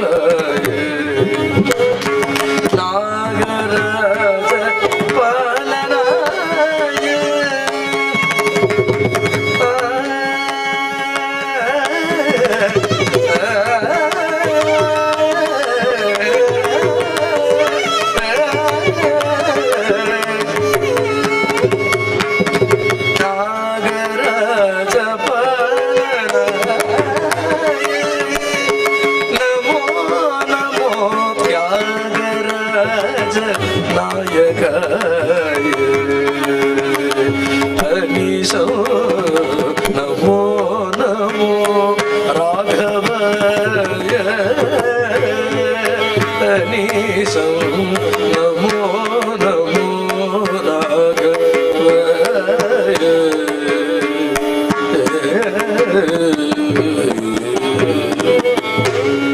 ஒரு குழந்தை பண்ற கீர்த்தனமா அது? ஆனா பதங்களை பார்த்துட்டா லலிதமான பதங்கள், ஆனா உள்ள இருக்கிற அர்த்தம் ஆழ்ந்த அர்த்தம். ஒரு குழந்தை பண்ணக்கூடிய கீர்த்தனமா அது? நம்மாத குழந்தைகள்லாம் ஒரு தடவை சொல்லி கொடுத்தா அதை ஞாபகம் வச்சிருந்து பாடுறதே கஷ்டம். நம்ம ஏதாவது ஒரு கீர்த்தனம் சொல்லி கொடுத்தா, அதுவே இந்த குழந்தைக்கு ஒரு 100 தடவை பாடம் சொல்லணும் அத ஞாபகமா வச்சிருந்து பாடுறதுக்கு. இங்க ஒரு கீர்த்தனை ரச்சனம் பண்றது இந்த குழந்தை, அந்த பதங்கள்லாம் உள்ள இருந்து பிரவகிச்சுட்டு வருது. அதனாலதான் சொன்னேன், இது புத்தி பூர்வமா பாடுற கீர்த்தனம் இல்லை, இது ஸ்வானுபவம். நிகம ಶಿರೋತ್ತಮು ಗಲ್ಗಿನ ನಿಜವಾದೋ ಸ್ವರ ಶುದ್ಧಮುತೋ. ನಿಗಮ ಶಿರೋತ್ತಮು ಗಲ್ಗಿನ ನಿಜವಾದೋ ಸ್ವರ ಶುದ್ಧಮುತೋ. ಸುಗ ಸುಗ ಮೃದಗ ತಳವು ಜಗೂರ್ಚಿನಿಲ್ಲು ಸೊಗಜೆ ನೀರುಡು ವಡು ನೀರುಡು ವಡು ಮೃದಗದಳವು ಮೃದಗದಳವು.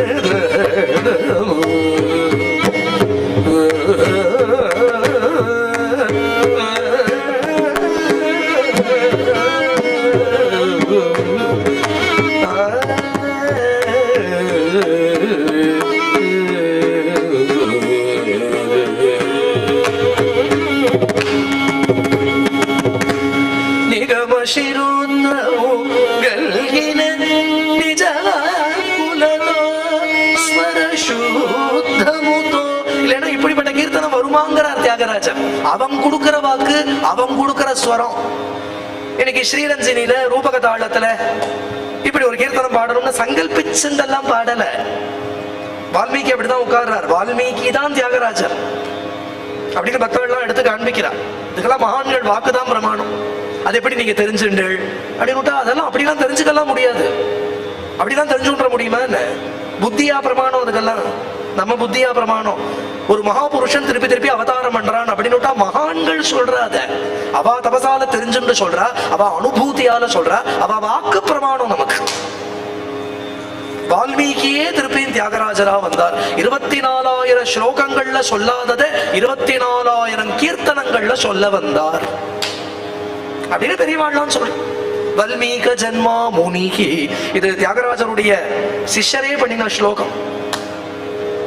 அவர் சொல்றார், வியாசோ நைகம சர்ச்சயா மிருதுகிரா வல்மீக ஜன்மா முனிகி வைராயே சுகயேவ பக்தி விஷயே பிரஹ்லாத ஏவ ஸ்வயம் பிரம்மா நாரத ஏவ ச பிரதிமயோः சங்கீத சாகித்யயோः யோ ராமநாமாம்ருதபான நிர்ஜித சிவக தம் தியாகராஜம் பஜே. அவர் சொல்லிட்டு வரார், வியாசோ நைகம சர்ச்சயா, வேத சாஸ்திரங்கள்ல இருக்கிற விஷயத்தை அப்படியே பொழிஞ்சு கொடுக்கறதுல வியாசரே எங்க தியாகராஜர் அப்படிங்கிறார். மிருதுகிரா வல்மீக ஜன்மா முனி, ஆனா அப்பேற்பட்ட உயர்ந்த சாஸ்திர விஷயங்களையும் ரொம்ப மிருதுவான பதங்கள்ல, வால்மீகி மாதிரி பதங்கள் போட முடியுமா? பதலாலித்யம்னா வால்மீகி தானே. அந்த மிருதுவான சொற்களால உயர்ந்த சாஸ்திர விஷயங்களை கொடுக்கறதுல வால்மீகிய போன்றவர் எங்க தியாகராஜர். வல்மீக ஜன்மா முனிகி வைராகியே சுகயேவ, வைராக்கியத்துல எங்க தியாகராஜர் சாட்சாத் சுகரே. பக்தி விஷயே பிரஹ்லாத ஏவ ஸ்வயம், பக்தியிலையோ அப்படின்னு சாட்சாத் பிரஹ்லாதனே. எந்த ராகவேந்திர சுவாமிகள் மடத்துல உட்காந்து இப்ப நாம இந்த பிரவச்சனத்தை அனுபவிச்சுட்டு இருக்கோமோ அவரே சாட்சாத் பிரஹ்லாதன். பிரஹ்லாத், அதனாலதான் சொல்றேன், பக்தாள்லாம் திருப்பி திருப்பி அவதாரம் பண்றா. பிரம்மா ஏவன ஏவ ஜனாரத பிரதிமயோ சங்கீத சாகித்யயோ. சங்கீதத்துல சாட்சாத் நாரதர், சாகித்யத்தை ரச்சனை பண்றதுல சிருஷ்டி பண்றதுல சாட்சாத் பிரம்மா. அதுக்கு மேல ஒரு விஷயம் சொல்றார், ராம நாமத்தை பானம் பண்றதுல பரமே பரமேஸ்வரனையே ஜெயிச்சவர் இந்த குரு தியாகராஜா. யோ ராமநாமாமிருதபான நிர்ஜித சிவா தம் தியாகராஜம் பஜே. பாலாஜாப்பட்ட வெங்கட்ரமண பாகவதர்னு ஒரு சிஷ்யர், அவரோட ஸ்லோகம் தியாகராஜன் அவதார புருஷா. அதனால அந்த கீர்த்தனம் அப்படி வருது. அதுலயும் முதல்ல அடி சுகமுக சுகநூதாய தீனபந்தவே. ரொம்ப ஆச்சரியம். நாரத நூத்தாயன்னு சொல்லலாம், சனக நூத்தாயன்னு சொல்லலாம், வால்மீகி நூத்தாயன்னு சொல்லலாம். அது என்ன சுகநூத்தாய? ஏன்னா பாகவதத்துல ஸ்ரீ சுகர் 2 அத்தியாயம் ராமாயணம் சொல்றார். அதுல அவர் சொல்றார் ராமாயணத்துக்கு ஈடு இன்னொன்னு இல்லைங்கிறார், இன்னொரு அவதாரம் இல்லைங்கிறார். எந்த சுகர் கிருஷ்ணாவதாரத்தை அப்படி ஆஸ்வதிக்கிறாரோ அந்த சுகர் சொல்றார் இந்த அவதாரத்துக்கு ஈடு இன்னொரு அவதாரம் இல்லை. நிரஸ்த சாமியாதிசயத்தோடு கூடினது நம்ம ராமாயணம், ராமாவதாரம்ங்கிறார். அப்படிப்பட்ட சுகரால கொண்டாடப்படுறது தானே உனக்கு பெருமை. கஜராஜனை ரட்சிச்ச ஆதிப்பரம்பொருளே, அப்படிப்பட்ட இந்த தியாகராஜனுக்கு நாயகனே. தியாகராஜ நாயகாய அனிஷோ நமோ நமோ. வால்மீகிக்கு ராமான்னு சொல்ல வரல, நாரதர் மரான்னு திருப்பி போட்டு உபதேசம் பண்ணிட்டு போனார். ஆனா அப்புறம் என்னன்னா ராமாயணம் பண்ணினது வால்மீகி தான். அப்படின்னா எந்த சம்ஸ்கிருத பாடசாலையில போய் படிச்சார், எங்க போய் வியாக்கரணம் கத்துட்டார், எங்க போய் அலங்கார சாஸ்திரம் கத்துட்டார் இல்லையா? ஆனா அதெல்லாம் அவரை தேடி வந்ததுன்னு இருக்கே. இவன் கிளம்பணும், அவதான் ஹீரோ. அந்த ஜெபேஷன்ங்கிற பிள்ளை எப்படி இருக்காரு அப்படின்னா, அவருக்கு நன்னா சங்கீதம் வரும், ரொம்ப நன்னா பாடுவார். ஆனா 4 தாசிகளுடைய நாட்டியத்துக்கு போய் பாடிட்டு இருப்பார். அவர் வாசல்ல உட்காந்து இல்லையா வேண்டாத வம்புகள் பேசுறது, சூதாடுறது, ஜோசியம் சொல்லுவார், பரிகாரங்கள்லாம் பண்ணி வைப்பார், இதெல்லாம் திரவிய சம்பாத்தியம் பண்ணிட்டு வருவார், ஆத்த காப்பாத்தின்னு இருக்கார். யாராவது ஒருத்தர் அப்படி இருந்தாலும் ஒருத்தர் நிச்சயத்தையா பக்தி பண்ணிட்டு இருக்க முடியும். அதனால அந்த பிள்ளை ராம பூஜை பண்ணவே மாட்டான். அவருக்கு நன்னா தெரியும் தனக்கப்புறம் இந்த ராமனை யாரு கொண்டாடுவா, யாரு இப்படி பூஜை பண்ணுவா அப்படின்னா இன்னைக்கு தியாகராஜனை பார்த்தார், புரிஞ்சு விட்டார். இவன் யாரோ சாமானியம் இல்லை, ஏதோ ஒரு மகத்து. இவன் இது ஒரு மகத்து. தியாகராஜரை கூட்டிட்டு போனார். சொண்டி வெங்கட்ரமணையாட்ட கூட்டிட்டு போய் அடுத்த நாள் தியாகராஜரை நமஸ்காரம் பண்ணும்படியா சொல்லி வெங்கட்ரமண காரூட்ட சொல்றார், இந்த குழந்தை நம்மாத்து குழந்தை திடீர்னு நேற்றுக்கு பூஜையில ஒரு கீர்த்தனம் பாடினான். அந்த கீர்த்தனம் இது வரைக்கும் நான் சொல்லித்தராத கீர்த்தனம், அவனுக்கே கவனமான கீர்த்தனம். இன்னி வரைக்கும் அந்த குழந்தைக்கு ஸ்ருதி கூட பிடிக்க நான் சொல்லி தரல, ஸ்ருதியில நின்று சாப்பா சொல்றது கூட நான் சொல்லி தரல. ஆனா நேற்றுக்கு தேசிக தோடியில திஸ்ரகத்தியில அந்த குழந்தை தானே ஒரு கீர்த்தனம் பண்ணியிருக்கான். அழகா சாகித்யங்கள்லாம் அப்படி வந்து விழுந்திருக்கு. அது ஏதோ ஒரு அனுபூதியில அவன் பாடினாப்புல எனக்கு தெரியறது. நீங்க அவனை பாட சொல்லி கேட்டு மேல அந்த வித்யை அவனுக்கு அபிவிருத்தி பண்ணி வைக்கணும் அப்படின்னு வெங்கட்ரமண காரூட்ட பிரார்த்திச்சுட்டார். வெங்கட்ரமண காரு தியாகராஜனை பார்த்து பாடுறா குழந்தை அப்படின்னார். தியாகராஜன் பாட பாட வெங்கட்ரமண காருக்கு மெய்னிசல் இருக்கிறது, கண்கள்ல தாரதாரியா ஜலம் வருது. ஏன்னா இது அப்ராக்கிருதமான கானம், இது பிராகிருதமான சங்கீதம் இல்ல, இது சித்தத்தை தொடர்றது. இன்னைக்கு இந்த கீர்த்தனத்தை கேட்டா நம்ம சித்தத்தையே தொடர்றது, நம்ம சித்தத்தை தொலைக்கிறது இந்த கீர்த்தனம். அவர் வந்து அந்த நாள் பெரியவாளோட ஒரு அழகு என்னன்னா நேர பாராட்ட மாட்டா. அதெல்லாம் அந்த நாள் பெரியவாளோட ஒரு அழகு. அப்படின்னு அந்த போய் சந்தோஷப்படுவா. ஏன்னா நேர புகழ்ந்துட்டா அப்புறம் மமதா வந்துடும். அதுல ராமபிரமத்தை தனியா கூட்டிட்டு போய் சொல்றார், நீர் பாக்கியசாலி, உன் மாத்துல வந்து ஏதோ ஒரு மகத்து பிறந்திருக்கு, சாமானியம் இல்ல.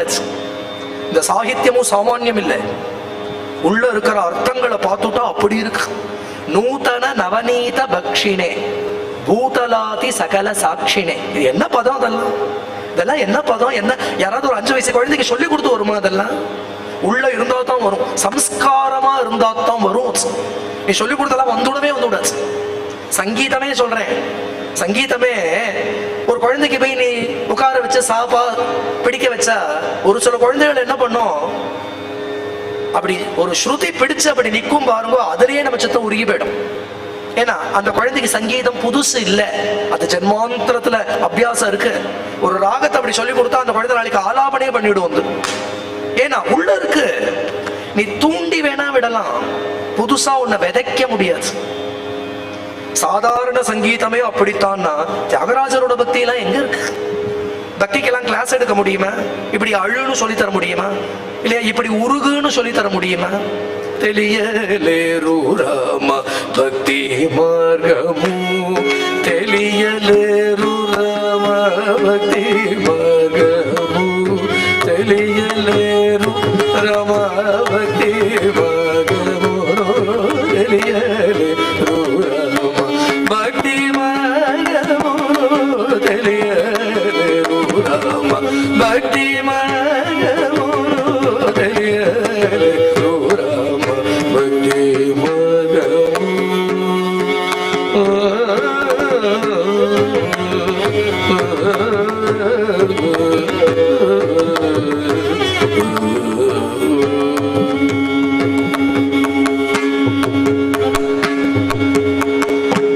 ஜனங்கள் இதை பண்றேன் அதை பண்றேன்னு ஓடுவா, ஏதோ பரிகாரம்னு போவா, ஏதாவது க்ஷேத்ராடனம்னு போவா, தீர்த்தாடனம்னு போவா, ஆராதனா அபிஷேகம்னு நிறைய பண்ணுவா, கிரியையில நிறைய மூழ்கி இருப்பா. ஆனா சித்தம் உருகிறதுனா என்னன்னே தெரியாது. எல்லாருக்கும் என்ன தெரியும்னா பக்தினா ஏதோ காரியம்னு நினைச்சுட்டு இருக்கா. பக்திங்கிறது காரியமே இல்ல. பக்திங்கிறது சுத்த பிரேம, பரா அனுரக்தி. பகவான் இடத்துல அத்தகைய பரா பிரேமதான் பக்தி. பிரேமைக்கு நீ ஒரு காரியம் பண்ண வேண்டாம், உள்ளது உள்ளபடி நீயா இருந்தாலே அப்படி ஒரு சுத்த பக்தி ஹிருதயத்துல இருந்து வரும். பக்திங்கிறது காரியம் இல்ல, கிரியா பகுலத்தை பக்தி நினைச்சுக்கவே விடாது. அதெல்லாம் சுத்த பக்தியில கொண்டு விடணும். பக்திங்கிறது உருக்கம்தான் பக்தி. அது எத்தனை சொன்னாலும் வராது, எத்தனை சொன்னாலும் லோகத்துக்கு தெரியவும் தெரியாது. வெங்கட்ரமண அவர் சொன்னார், நீர் பெரிய பாக்கியசாலி, யாரோ பரம ஒரு பக்தன் ஒரு பெரிய ஒரு பாக்கிய விசேஷத்தாலும் உங்க ஆத்துல அவதாரம் பண்ணியிருக்க. அந்த வால்மீகியே வந்துட்டாரோ என்னவோ தெரியல. அந்த குழந்தைய ஜாகிரதையா பார்த்துக்கும். எனக்கு பாக்கியம், இந்த குழந்தை நாளையில இருந்து எங்கிட்ட வித்யாபியாசத்துக்கு வர போறாங்கிறது அந்த குழந்தைக்கு பாக்கியமோ இல்லையோ, எனக்கு பாக்கியம். அது எப்படின்னா, வசிஷ்டர் கிட்டக்க ராமர் போனாப்புல, சாந்தீபனி கிட்டக்க கிருஷ்ணன் போனாப்புல தான் இந்த குழந்தை எங்கிட்ட வருது. நான் தெரிஞ்சுக்க போறேன்னா அவன் தெரிஞ்சுக்க போறானா தெரியல. எனக்கு தெரிஞ்ச அவன் இடத்துல நான் நிறைய தெரிஞ்சுக்கிறதுக்கு இருக்கும்னு நினைக்கிறேன். குருங்கிற வியாஜத்துல நான் தெரிஞ்சுப்பேன் நிறைய அப்படின்னு சந்தோஷிச்ச அந்த குழந்தைக்கு வித்யாபியாசம் ஆரம்பிக்கிறது. இவர் ஒரு ராகத்தை கோடு காண்பிச்சாருன்னா அந்த குழந்தை அதுல 10 சங்கதி பாடிவிடுவான். அதுல சர்வஜாள். சங்கீதமோ சாஸ்திரமோ சாகித்யமோ இது அத்தனை எதுக்குன்னா பக்திக்கு அங்கம். இதெல்லாம் தியாகராஜர் சொல்றார், இந்த கீர்த்தனத்துல எல்லாம் இருக்குங்கிறார். எதி விஸ்ரம சத்பக்தி விரதி எதி விஸ்ரம சத்பக்தி விரதி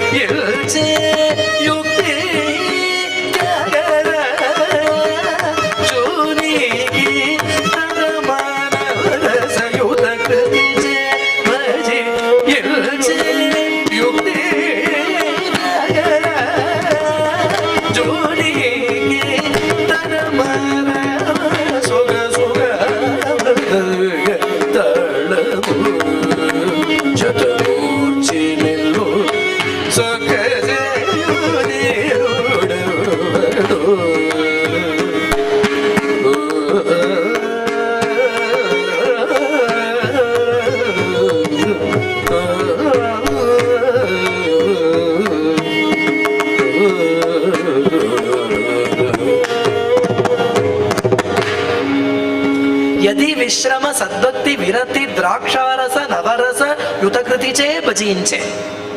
இதுதான் ததுபகத சமாச சந்தியோகம் சம மதுரோபனதார்த்த வாக்கியபத்தம். இந்த ஸ்லோகத்துக்கு அப்படியே டிரான்ஸ்லேஷன் தோணும் இந்த கீர்த்தனத்தை பார்த்துட்டா. இந்த கீர்த்தனத்துல என்னென்னலாம் இருக்குன்னா பதப்பிராசங்கள் இருக்கு. யதி விஸ்ரம அப்படின்னு அந்த பதங்களுடைய பிராசம்.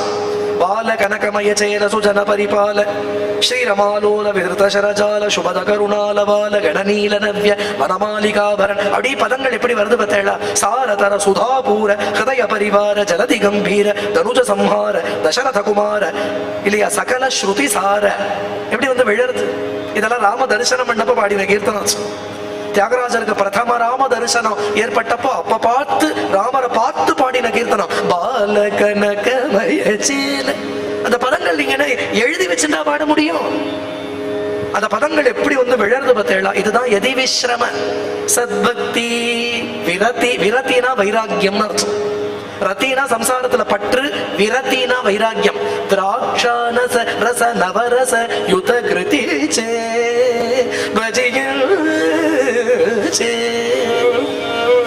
நவரச யுத கிருதி சே பஜிச்சே. அதுலயும் ஹாஸ்யம், ரௌத்ரம், பயானகம், காருண்யம், சாந்தம், வாத்சல்யம்ங்கிற நவரசங்களும். இத்தனை எதுக்கு அங்கம்னா பக்திக்கு அங்கம். ஒரு சில பேர் என்ன சொல்லுவா அப்படின்னு, சார் பக்தியை ஒரு மீடியமா எடுத்துட்டார், நல்ல மியூசிக்க கொடுக்கறதுக்கு பக்திய மீடியமா எடுத்துட்டார். இது எவ்வளவு முட்டாள்தனம். இன்னைக்கு இப்படிதான் பேச்சு பயின்று இருக்கு. அதெல்லாம் சும்மா எதையோ பாடுறதுக்கு ராமரை பாடியிருக்கார் அப்படின்னு. அவருக்கு முக்கியம் சங்கீதத்தை காண்பிக்கிறது தான், ராகலட்சணங்களை காண்பிக்கிறது தான். அதுக்கு போனா போறதுக்கு எதையோ பாட வேண்டாம்னு ராமர் எடுத்துட்டார். எந்த முட்டாளானு சொல்லுவானா அப்படி? காரணம் என்ன? சம்ஸ்காரம் இல்லை, சத்சங்கம் இல்லை, குரு கிருபை இல்லை. அதனால இது புரியாது. இது புரியவே புரியாது. யாராவது மாஞ்சு மாஞ்சு சங்கீதத்தை பாடுறதுக்கு இப்படி பாடுவாளா? அதுக்கு ஒரு ஆலாபனம் பண்ணிட்டு போயிடலாமே, ததறினாலும் பாடிட்டு போயிடலாமே. எப்படி சொல்றாரு? அவரோட வாக்கிய பிரமாணம். நிகம சிரோத்தமு கல்கின நிஜவாக்குலதோ. நிகமத்தோட நிகம சிரசுனா வேதாந்தம்னு அர்த்தம். வேதாந்தத்துல வேதாந்த பிரதிபாத்தியனா இருக்கக்கூடிய சமஸ்த உபனிஷத் வாக்கியங்களாலேயும் பிரதிபாதிக்கப்படுற அந்த அந்தராத்மா ஹிருதயத்துல இருந்து பிரேரணை பண்ணி அவன் கொடுத்த வாக்கு, அவன் கொடுத்த ஸ்வரம்னு சொல்றதுல இருந்து புரியலையா? இதையும் பார்த்துட்டு யாராவது இப்படி பேசுவாளா? இது அத்தனை பக்திக்கு அங்கம். இப்படி ஆச்சரியமா வித்யாபியாசம் நடக்கிறது. தியாகராஜனுக்கு பொங்கானு பொங்கமா பிரவகிக்கிறது சங்கீதம். அது ஹிருதயத்திலிருந்து வருது. உடனே அவருடைய குருநாதர் சொன்னார், உனக்கு நாரத மந்திரத்தை உபதேசம் பண்றேன். நீ நாரத மந்திரத்தை சதா ஜபம் பண்ணிட்டு இருப்ப. வால்மீகிக்கு பிரத்யக்ஷமாயி நாரதர் அனுகிரகம் பண்ணி அதனால எப்படி ராமாயணத்தை ரச்சனை பண்ணினாரோ அதை போல உமக்கும் நாரதர் பிரத்யக்ஷமாவார். நாரத கிருபையால ரொம்ப அபூர்வமான கான ரகசியங்கள்லாம் உனக்கு தெரியும்.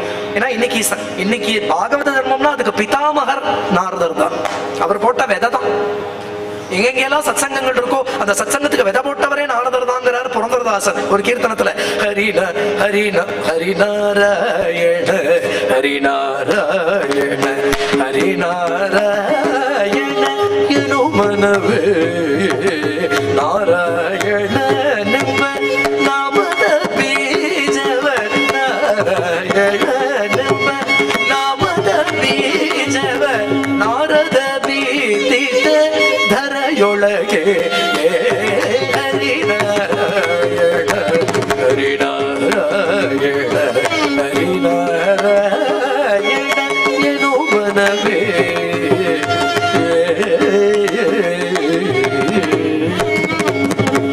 ನಾರಾಯಣನೆಂಬ ನಾಮದ ಬೀಜವ ನಾರದ ಬಿತ್ತಿದ ಧರೆಯೊಳಗೆ. அப்படியே போற போக்குல என்ன பண்ணுவாரா? நாராயண நாராயண நாராயண அப்படின்னு பீஜம் போட்டுட்டு போறான். பீஜம்னா விதை. அவர் போட்டுட்டு போன விதை தான் அங்கங்க சத்சங்க விருட்சங்களா முளைச்சிருக்கு. அது துருவன்னு முளைச்சது, பிரகலாதன்னு கொஞ்சம் பெருசாச்சு, திரௌபதினு கொஞ்சம் பூத்தது, பிதாமகர்னு காயாச்சு, சுகரால கணிஞ்சது.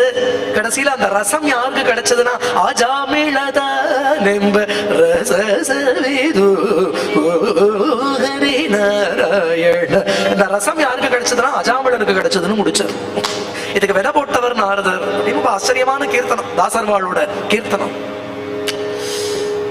நாரதரே புரந்தரதாசரா அவதாரம் பண்ணினார். பக்த விஜயன் சொல்றது நாரதர் தான் புரந்தரதாசர்னு. பக்த விஜய், கன்னட பக்த விஜய்.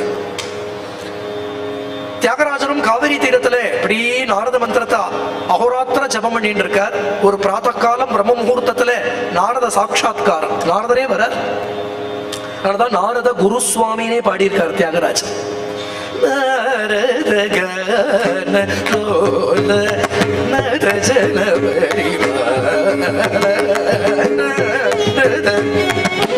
லோல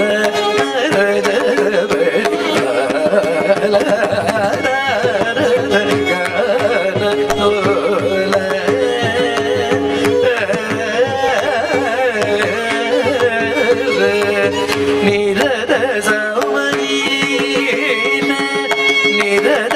சம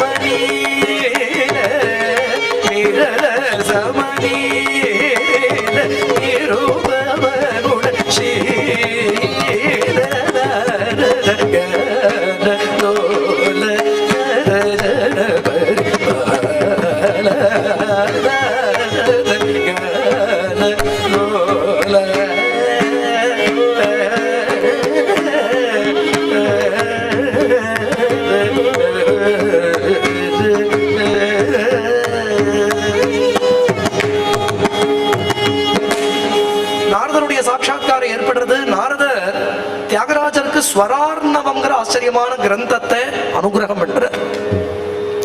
அந்த கிரந்தத்தை தியாகராஜர் பெற்றுண்டார். அதுல இருக்கிற உயர்ந்த ரகசியங்கள் தியாகராஜருடைய ஹிருதயத்துல தானே பிரதிஷ்டை ஆயிடுறது. அதுல இருந்துதான் ஆச்சரியமான கீர்த்தனங்கள் புங்கானுபுங்கமா பிரயாசே இல்லாதபடி பல ராகங்கள்ல பல பாவங்கள்ல அற்புதமான சங்கீத சாகித்யங்கள் அப்படி பிரவகிக்கிறது அவர்கிட்ட இருந்து. இது எப்படியோ அப்படிதான் வால்மீகி சரித்திரம். அதுக்குதான் இதை சொல்லிட்டே வரேனா. தியாகராஜ சரித்திரத்தையும் வால்மீகி சரித்திரத்தையும் பின்னமா பார்க்கவே முடியாது. ரத்னாகரன்கிற வேடனா வால்மீகி இங்க ஒரு வனத்துல சஞ்சாரம் பண்ணி இருக்கிறதே நாரதர் தானே தான் வர்றார். குரு தானே வருவர். அந்த குருவை தவிர இந்த ஹிருதயத்துல இருக்கிற சம்சார அவித்யை இன்னொருத்தரால போக்கிட முடியாது. யாரோ ஒரு மகான் இருக்கார், அனுகிரகம் பண்ணுவார். எதுக்கு அனுகிரகம் பண்ணுவார்னா சத்குரு கிடைக்கிறதுக்கு அனுகிரகம் பண்ணுவார். ஆனா உத்தமமா எந்த ஜீவன் எந்த குருவால கரையேற்றப்படணுமோ அந்த குருவை இவன் தேடிட்டு போக வேண்டாம், அவர் தேடிட்டு வருவர். அவர் கிருபை இருந்தால் ஒழிய ஹிருதயத்தில் இருக்கக்கூடிய இந்த சம்சார ரோகம் போகவே போகாது. அத பூண்டோட கிள்ளி எரியறதுக்கு சத்குருவுக்குத்தான் தெரியும். குருலே கையெட்டுவள் தெளிய போதும் குருலே கையெட்டுவள் தெளிய போதும் கருகை நகமுன கோட்ட சத்குருலே கையெட்டுவள் தெளிய போ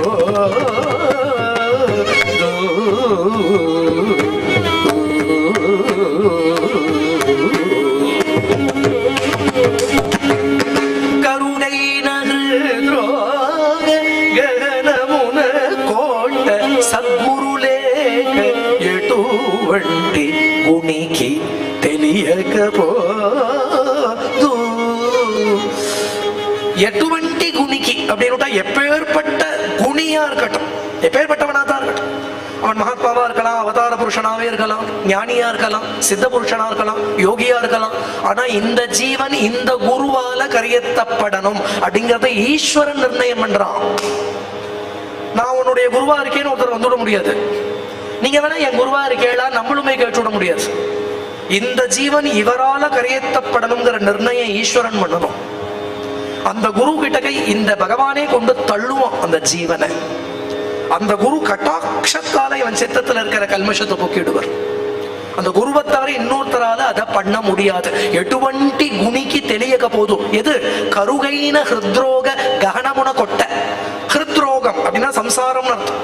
ஜீவோபாதின்னு ஒண்ணு இருக்கு இல்லையா, அந்த ஜீவோபாதிய பூர்ணமா அழிச்சு இவனை இவன் ஸ்வரூபத்துல உட்காத்தி வைக்கிறதுக்கு குருவை தவிர இன்னொருத்தரால அது முடியாது. ஒரு கிருபை போதும். இவனுடைய அன்னமயமான கோஷம், மனோமயமான கோஷம், பிராணமயமான கோஷம், விஞ்ஞானமயமான கோஷம், ஆனந்தமயமான கோஷத்தையும் தாண்டி உள்ள இருக்கிற இவனை ஸ்வரூபமான ஆனந்தத்துல அந்த ஆத்மாராமன் இடத்துல கொண்டு அப்படி அந்த சித்தத்தை கொண்டு பிரதிஷ்டை பண்ணிடுவர். அது கிருபையாலே பண்ணிடுவர். அவரால் தான் பண்ண முடியுங்கிறார் தியாகராஜர். வால்மீகியை பார்க்க நாரதரே தான் வந்தார். உபதேசம் பண்ணிட்டு போயிட்டார். மரான ராமநாமத்தை திருப்பி போட்டு உபதேசம் பண்ணிட்டு போயிட்டார். துளசிதாஸ் ராமாயணத்துல சொல்றார், உன்னுடைய நாமத்தோட பிரபாவத்தை நான் என்னன்னு சொல்லுவேன்.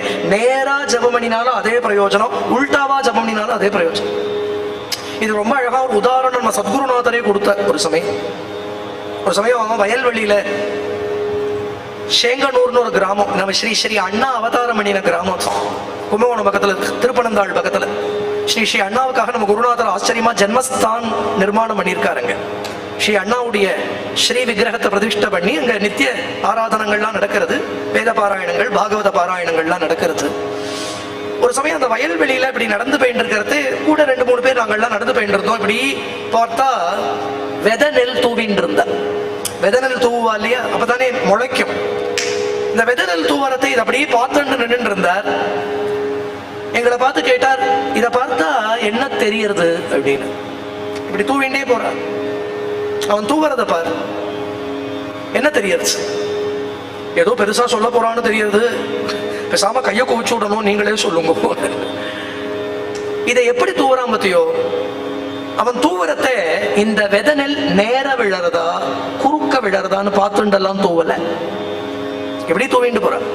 நான் முளைக்கிறதே நேரா தானே முளைக்கிறது, வாஸ்தவம் தானே. இது வந்து நேரா வெர்டிக்கலா தான் போய் விழணும், அப்பதான் நேரா முளைக்கும் அப்படின்லாம் போடலையே. இப்படித்தானே தோவிண்டு போற. எப்படி விழறதோ ஆனா முளைக்கிறத இப்படிதான் நாமமும் அப்படின்னார். நீ எப்படி சொன்னாலும் சாங்கேத்தியம்பா பாரிகாசியம்பா ஸ்தோபம்பா ஹேளனமேவா, நீ எப்படி நாமத்தை சொன்னாலும் பலன் மட்டும் நேரா கிடைக்கிறது. நீ கோணக்கோணு கோவிந்தான்னு சொன்னா கூட, கொட்டாவி விட்டுன்னு சொன்னா கூட, அஸ்ரத்தையா சொன்னா கூட, அவஹேளனமா சொன்னா கூட பலன் மட்டும் நேரா கிடைக்கிறது. இவ ராமான்னு சொன்னா என்ன, மரான்னு சொன்னா என்ன, அந்த ரெண்டு அக்ஷரம் எப்படியோ அந்த நாக்க தொட்டுனா அதுக்கு உண்டான பலன் வரத்தானே வருது. அவர் தான் ஆதிகாவியம் என்ற மகரிஷியாக ஆறார். போதேந்திராள் சொல்றா இந்த விஷயத்தை, போதேந்திராள் காண்பிக்கிற விஸ்வாமித்திரர் பிரம்ம ரிஷியாகிறதுக்கு என்ன பாடுபட்டார். இதே ராமாயணத்துல கதை. இன்னைக்கு பாராயணம், இன்னைக்கு பாராயணமே அதுதான். அவர் எவ்வளவு தடவை விழுந்து எழுந்தாருங்கிறது தான் கதையே. இந்த பிரம்மரிஷிஸ்துவம் சந்தேகா அப்படின்னு வசிஷ்டர் வாயால பிரம்மரிஷி பட்டம் வாங்கிறதுக்கு அவர் பட்ட பாடு, அவர் படுத்தின பாடு. தலைகீழா நிக்கிறார். ஆனா வால்மீகிக்கு ஒரு பிரயாசம் இல்லை, ஒரு பிரயாசம். வேடனா அப்படி உட்கார்ந்தார், எழுந்துக்கிறதே பிரம்மரிஷியா தான் எழுந்துட்டார். இதத்தான் போதேந்திராள் ஒரு வித்தியாசம் காண்பிக்கிறா. குரு கிருபையை அவலம்பிச்சு பகவன் நாமத்தை சதா ஜபம் பண்றவன் ஒரு பரிசிரமம் இல்லாதபடி அந்த ஸ்திதிக்கு போயிடுறான். தன்முயற்சின்னு போறவன் அவன் விழுந்து எழுந்து பதந்தியதோ அநாதிருத யுஷ்மத் அங்கரையா, பாகவதன் சொல்றது பதந்தி அதோ 100வது படி சாட்சா்காரம்னா 99வது படியிலிருந்து கீழே விழுந்து விடுவா. ஏன்னா அநாதிருத யுஷ்மத் அங்கரையா, உன்னுடைய சரணாரவிந்தங்கள்ல அவளுக்கு ரத்தி இல்ல கிருஷ்ணா. அவ பக்தியை உபேட்ச பண்ணிட்டு தங்களுடைய சாதனாபலத்துல ஞானத்தை அடைஞ்சுடலான்னு பாக்குறா. அதனால எத்தனை வேகத்துல ஏறுவாளோ அத்தனை வேகத்துல கீழே விழுந்துடுவா. உன் கிருபையை அவலம்பிச்சு, குரு கிருபையை ஹரி கிருபையை அவலம்பிச்சு அந்த கிருபாபலத்தை மட்டும் பிடிச்சுண்டு நாம ஜபம் பண்ணிட்டு இருக்கிறவன், கதாசிரவணம் பண்றவன், கீர்த்தனம் பண்றவன் தன் பலம் அதை பண்ணல. கிருபை கிருபை கிருபை கிருபை கிருபை அப்படின்னு அந்த கிருபையை மட்டும் அவலம்பிச்சு பண்றதுனால அந்த கிருபையை அவன் அப்படி உத்தாரணம் பண்ணி கூட்டிட்டு போயிடும் இல்லையா. அதுதான் ரொம்ப ஆச்சரியமா காண்பிக்கப்படுறது. அங்க குரு கிருபையையும் நாமத்தையும் பிடிச்சின்றதுனால ஒரு பிரயாசம் இல்லாதபடி உட்காண்டுக்கிறதே வேடனா உட்காண்டவர், எழுந்துக்கிறதே பிரம்மரிஷியா தான் எழுந்துட்டார். எப்படி இங்க தியாகராஜரை பார்க்க நாரதர் வராரோ அதை போல இங்க வால்மீகியை பார்க்கவும் நாரதர் வரார். அப்படிதான் ராமாயணமே ஆரம்பிக்கிறது. குரு சிஷ்ய சமாகமத்தோட தபஸ்வாத்தியாய நிரதம் தபஸ்வி வாக்விதாம்பரம் நாரதம் பரிபப்ரச்சே வால்மீகிர் முனி புங்கவம். எடுத்த எடுப்பலையே தபசப்தத்தோட ஆரம்பிக்கிறது. அப்கோர்ஸ் பிரணவம் இருக்க முன்னாடி ஓம் தபஸ்வாத்தியாய. ஏன்னா காயத்ரியினுடைய 24 அக்ஷரத்தோட விஸ்தாரம் தான் 24,000 ஸ்லோகம் அப்படின்னு பெரியவாள்லாம் எடுத்து காண்பிச்சிருக்கா. இது காயத்ரி மந்திரத்தோட சாரம். 2 பெரிய உபனிஷத்து இருக்கு. சாந்தோக்கியம் ஒண்ணு, பிரகதாரண்யம் ஒண்ணு. பாகவதம் பிரகதாரண்யகத்தோட சாரம், ராமாயணம் சாந்தோக்கியத்தோட சாரம். இதெல்லாம் பெரியவாள்லாம் எடுத்து காண்பிச்சிருக்கா. தியாகராஜரே ஒரு கீர்த்தனத்துல சொல்றார், தத்வமசி அனு வாக்யார்த்தமு ராம தத்வமேருக தரம். தத்வமசி அனு வாக்யார்த்தமு ராம தத்வமேருக தரம்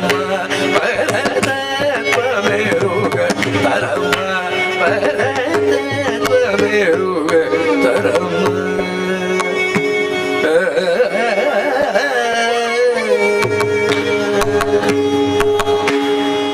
தத்துவமசி அனு வாக்கியார்த்தமு ராமா நீவனு பரதத்துவம் எருக தரமா. இந்த ராகத்துக்கு கருடத்வனின்னு பேரு. இந்த ராகத்துக்கு சரி கபபதனிச சதபகரிச அப்படின்னு வரும்.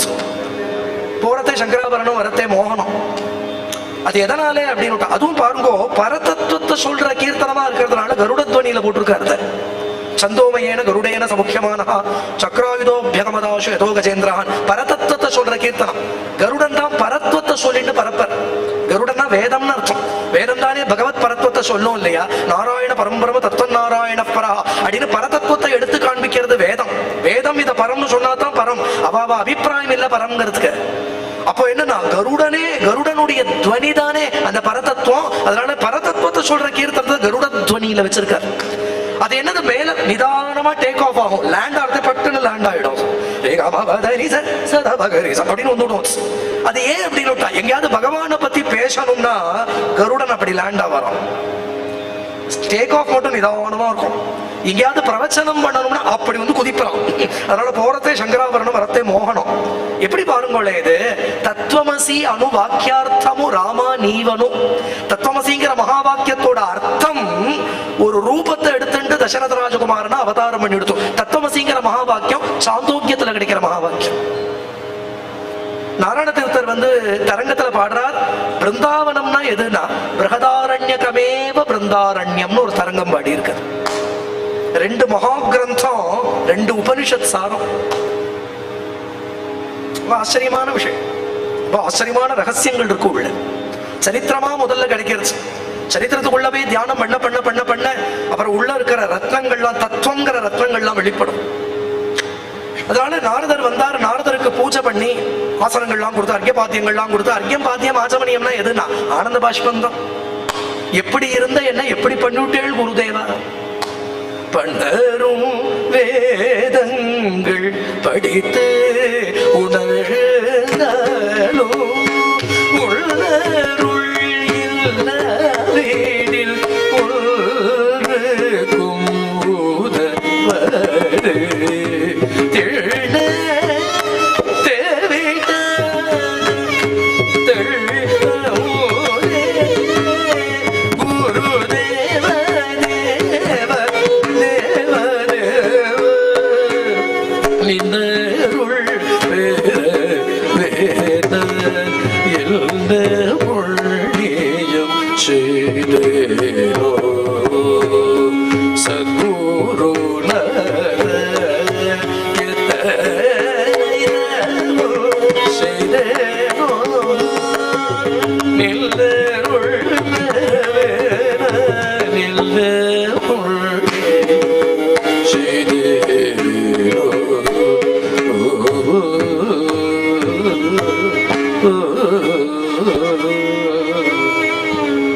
பன்னரும் வேதங்கள் படித்து உணர்ந்தாலும் உன் அருள் இல்லாவிடில் ஒன்றுக்கும் உதவாது. ஊத்துக்காடு வெங்கடகவி கீர்த்தனாச்சு. திண்ணத்தை விட்டாத தெள்ளமுதே குருதேவா. இந்த சரணத்தை அடையிறதுக்கு நான் என்ன பாக்கியம் பண்ணினேன். ஏதோ வேடனா 4 மிருகங்களை அடிச்சு ஜீவனம் பண்ணிட்டு இருந்த என்ன இப்ப மகரிஷியா பிரம்ம ரிஷியா பண்ணிவிட்டேளே. குருவாலதான் பண்ண முடியும். ஆனா அப்படி ஒரு உத்தம குருவை பார்த்துட்டா அந்த சிஷ்யன் என்ன பண்ணணும்னா தத்வித்தி பிரணிபாதேன பரிப்ரஷ்னேன சேவைய. அந்த குருவை பார்த்தா ஆத்மலாபத்தை அடையறதுக்கு உண்டான பிரஷ்னங்களை பண்ணணும், கேள்விகள் கேட்கணும். அந்த கேள்விகளால ஹிருதயத்தில் இருக்கிற சமஸ்த கிரந்திகளையும் பேதிச்சு அவனுக்கு அந்த கேள்விக்கு பதில் சொல்ற வியாஜத்துல தன் பிரவச்சனத்தால அந்த தத்துவ ஞானத்தை கொண்டு அந்த சிஷ்யனுடைய ஹிருதயத்துல பிரதிஷ்ட பண்ணிடுவார் குரு. அதனாலதான் தபஸ்வாத்தியாய நிரதம் தபஸ்வி வாக்விதாம்பரம். தபஸ்வாத்தியாய நிரதம் வாக்விதாம்பரம் நாரதம். நாரதம்னா குருன்னு அர்த்தம். நாராயணம் ததாதி இது நாரதா. கையில பகவானை பிடிச்சு கொடுக்கிறவருக்கு குருன்னு பேர். அத உன் ஸ்வரூபமா காண்பிச்சு கொடுக்கிறவருக்கு குருன்னு பேர். அதே அவர் என்ன பண்ணுவார்னா மாஞ்சு மாஞ்சு மாஞ்சு மாஞ்சு இல்லையா, உனக்கு ரொம்ப நிறைய பரிசிரமப்பட்டெல்லாம் அதை கொடுக்க மாட்டார். ஒரு பிரவச்சனம், ஒரு கட்டாட்சம் உன் சித்தத்துல கொண்டு அதை பிரதிஷ்ட பண்ணிவிடுவார். அதுதான் வாக்விதாம்பரம். அனுகிரகத்தோடு கூடின வாக்கு அது. அதுக்குதான் பிரவச்சனம்னு பேர். அதனாலதான் சுவாத்தியாய பிரவச்சனாபியாம் ந பிரமதித்தவ்யம்னு உபனிஷத் சொல்றது. அந்த சுவாத்தியாய பிரவச்சனத்தை பண்ணிண்டே இருப்பா குரு. சுவாத்தியாயம்னா சாஸ்திரத்துல இருக்கிற விஷயம். சுவாத்தியாயம்னா சாஸ்திரம். அத அனுஷ்டானத்துல அனுபூதியா வச்சிருக்கிறவர். வேணும்னா அந்த சிஷ்யனுக்கு தன்னுடைய பிரவச்சனத்தாலேயே அவனுடைய ஹிருதயத்துல பிரதிஷ்டையும் பண்ணக்கூடியவர். அப்படிப்பட்டவருக்கு குருன்னு பேர். சிஷ்யன் என்ன பண்ணணும்னா ஒரே லட்சணம், குரு சொன்னத்தை கேட்கணும். தபஸ்வி. இங்க இவ்வளவு விசேஷங்களும் நாரதருக்கு சொல்லப்பட்டது. வால்மீகிக்கு ஒரே விசேஷம் தான் தபஸ்வி. எது தபஸ்னா குரு சொன்னத்தை பண்ணினார். ராமானா ராமானு சொல்லு, மரானா மரானு சொல்லு. குரு சொன்னா அதை பண்ணு.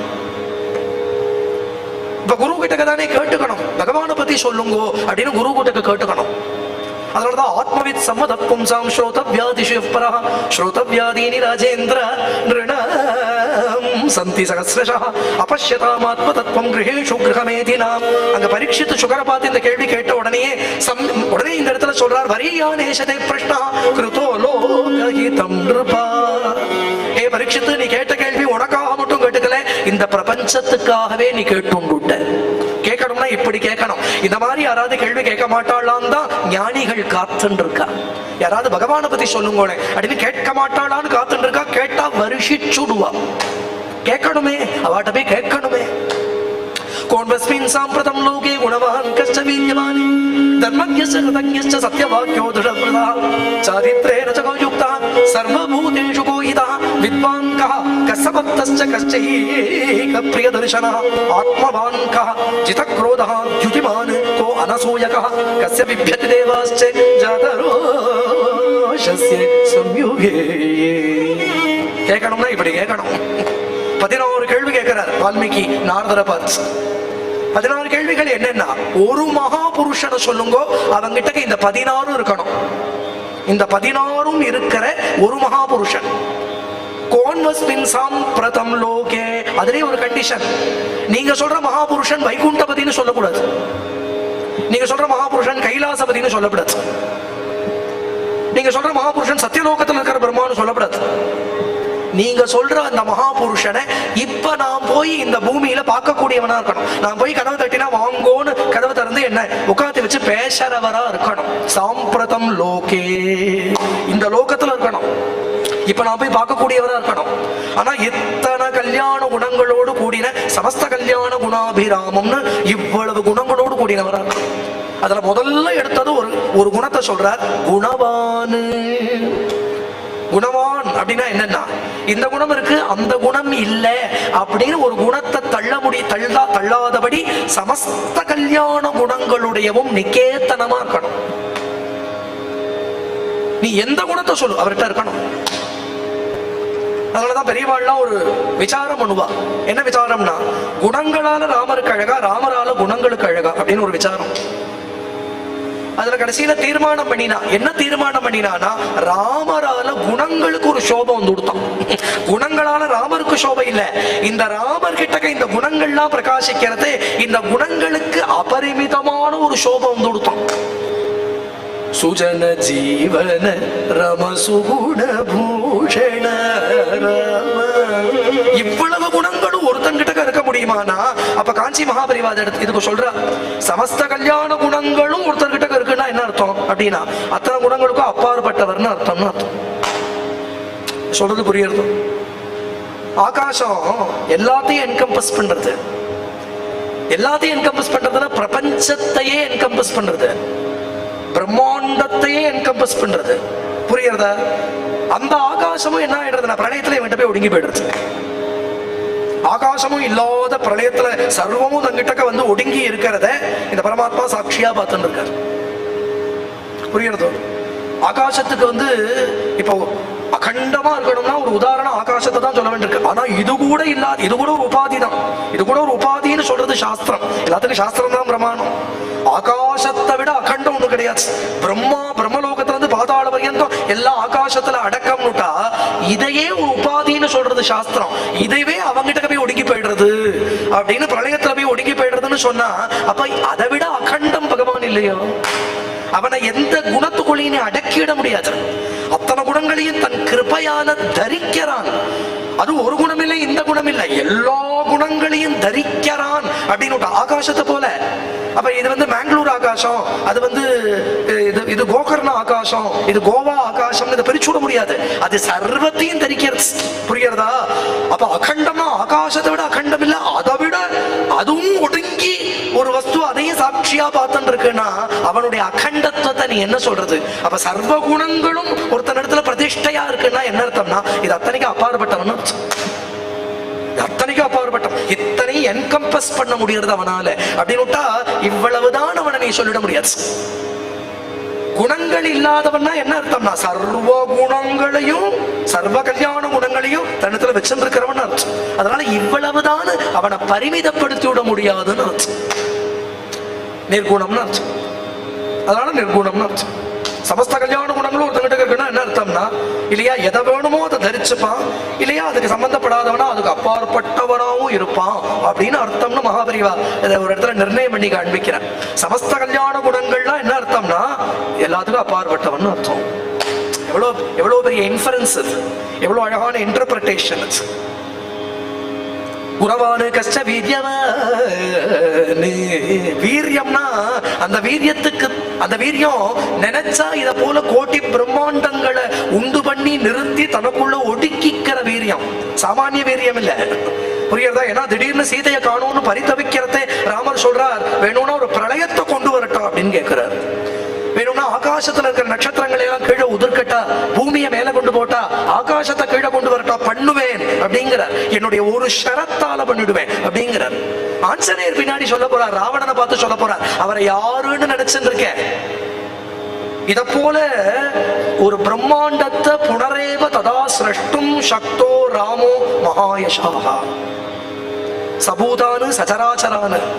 இத்தனை பூதங்களோடு இவ்வளவு சராச்சரங்களோடு கூடின ஒரு பிரம்மாண்டத்தை இத மாதிரியே சிருஷ்டி பண்ணி ஸ்திதி பண்ணி தனக்குள்ள ஒடுக்கிக்க கூடிய பரமாத்மாவை ராமர்னு தெரிஞ்சுக்கோ அப்படின்னு சுந்தரகாண்டத்துல ஆஞ்சநேயர் ராவணனை பார்த்து சொல்ற. அதுதான் வீரியம். அதனால குணவானு வீரியவானு தர்மஜ்ஞஸ்ச, தர்மம்னா தர்மசாஸ்திரத்தை வச்சுட்டு ராமர் தர்மப்படி நடந்துட்டாரான்னு பார்க்க வேண்டாம். ராமர் குணங்களை வச்சுட்டு தர்மசாஸ்திரத்தை சரி பார்த்துக்கணும் அப்படின்னு பெரியவாள்லாம் சொல்லுவார். தர்மசாஸ்திரத்தை வச்சுட்டு ராமர் சரியா நடந்துட்டு இருக்காரா, ராமர் சரியா நடந்துட்டு இருக்காரான்னு சரி பார்த்துக்க வேண்டாம். ராமர் சரித்திரத்தை வச்சுட்டு அடிஷன்ஸ் டெலிஷன்ஸ் தர்மசாஸ்திரத்துல தான் பண்ணணும். இனி தர்மசாஸ்திரத்தை வேணா சரி பண்ணிக்கணும். அப்படி இருக்கும் ராமருடைய சரித்திரம், தர்மத்துக்கு பிரமாணமா இருக்கும் இல்லையா? தர்மஜ்ஞஸ்ச கிருதஜ்ஞஸ்ச, நன்றி மறவாதவர். சத்தியவாக்கியோ, சத்தியவாக்கியம்னா எந்த அளவுக்கு சத்தியவாக்கியம்னா, தர்மாத்மா சத்தியசந்தஸ்ச ராமோ தாசரத யதி. கடைசியில இந்திரஜித் வதத்துக்கு லக்ஷ்மண சுவாமி அம்பு போடுறத என்ன மந்திரம் சொல்றாரு தெரியுமா? எங்கண்ணா ராமர் தர்மாத்மா சத்தியசந்தன்கிறது திரிகாலத்திலேயே சத்தியமானால் இந்த அம்பு போய் அந்த இந்திரஜித்தை வதம் பண்ணட்டும். ஷரைனம் ஜகி ராவணிம் வதம் பண்ணிடுது. அப்போ நம்ம குருநாதர் சொன்னார், இத மந்திரமா சொல்லி இந்த அஸ்திரத்தை பிரயோகம் பண்றானா என்ன அர்த்தம்னா, ராமர் தர்மாத்மா சத்தியசந்தன்கிறது மந்திர துல்லியமா சத்தியம். மந்திர துல்லியமா சத்தியம். மந்திரம் போய் போகவே போய் அது மந்திரங்கிறது சர்வதா சத்தியம். அந்த மந்திர துல்லியமா சத்தியம் ராமா.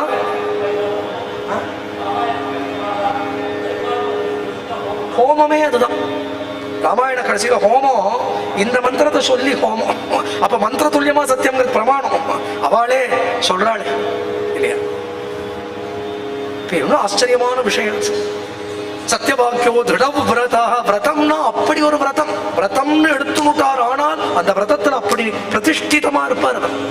ஏன்னா விபீஷணன் கூப்பிடுறான், நீங்க பட்டாபிஷேகம் ஆயிடுத்து, நீங்க ஒரு ஸ்நானம் பண்ணிட்டு போங்க லங்கைக்குள்ள வந்துங்கிறான். நமே ஸ்நானம் பகுமதம்ங்கிறார். கிஷ்கிந்தையே பார்த்து சுக்ரீவனுக்கு கொடுத்ததே ராமர் தான். லங்கை விபீஷணனுக்கு கொடுத்ததே ராமர் தான். கிஷ்கிந்தையும் லங்கையும் ராமரோட சொத்து. ராமர் ஜெயிச்சிருக்கார். ஆனா கிஷ்கிந்தைக்குள்ளேயும் பிரவேசிக்கல, லங்கைக்குள்ளேயும் பிரவேசிக்கல. என்ன பட்ட பிரவேசம் பண்ண மாட்டேன், பண்ண மாட்டேன்னா பண்ண மாட்டேன் தான். என்ன பிரதம்? சாரித்ரேன சகோ யுக்தா. சாரித்திரம்னா எப்பேற்பட்ட சாரித்திரமா இருக்கணும்னா, இன்னைக்கு படிச்சாலும் நம்மள பாவனம் பண்றது அந்த சாரித்திரம். புரியுறதோ? சாரித்திரம்னா ஒரு சில பேருக்கு சொல்லிக்கிறதுக்கு ஒண்ணு இருக்கும், மறைக்கிறதுக்கு ஒண்ணு இருக்கும். எல்லார் வாழ்க்கையிலேயும் அப்படித்தான் இல்லையா? சொல்லிக்கிறதுக்கு ஒயிட்னு ஒண்ணு, பிளாக்னு ஒண்ணு இருக்கு. பணத்துல இருந்து அப்படித்தானே இருக்கு எல்லாருக்கும் இல்லையா? மறைக்கிறதுக்கு நிறைய இருக்கும், சொல்லிக்கிறதுக்கு. அதான் அஜ்ஞானேன சொல்ப கிருதா ஞானேன பகுகிருதா அப்படின்னு தான் சங்கல்பம் பண்ணிக்கணும் ஆவணி ஆட்டத்திலேயே. ஆனா ஒரு சாரித்திரம் எப்படி இருக்கு அப்படின்னு ஸ்மரிச்ச மாத்திரத்துல நம்மள பாவனம் பண்றது அப்பேற்பட்ட சாரித்திரம். சர்வபூதேஷு கோஹிதா. வசிஷ்டருங்கிற பிராமணருக்கு இடம் உண்டு, குஹன்கிற வேடனுக்கும் அங்க இடம் உண்டு இல்லையா?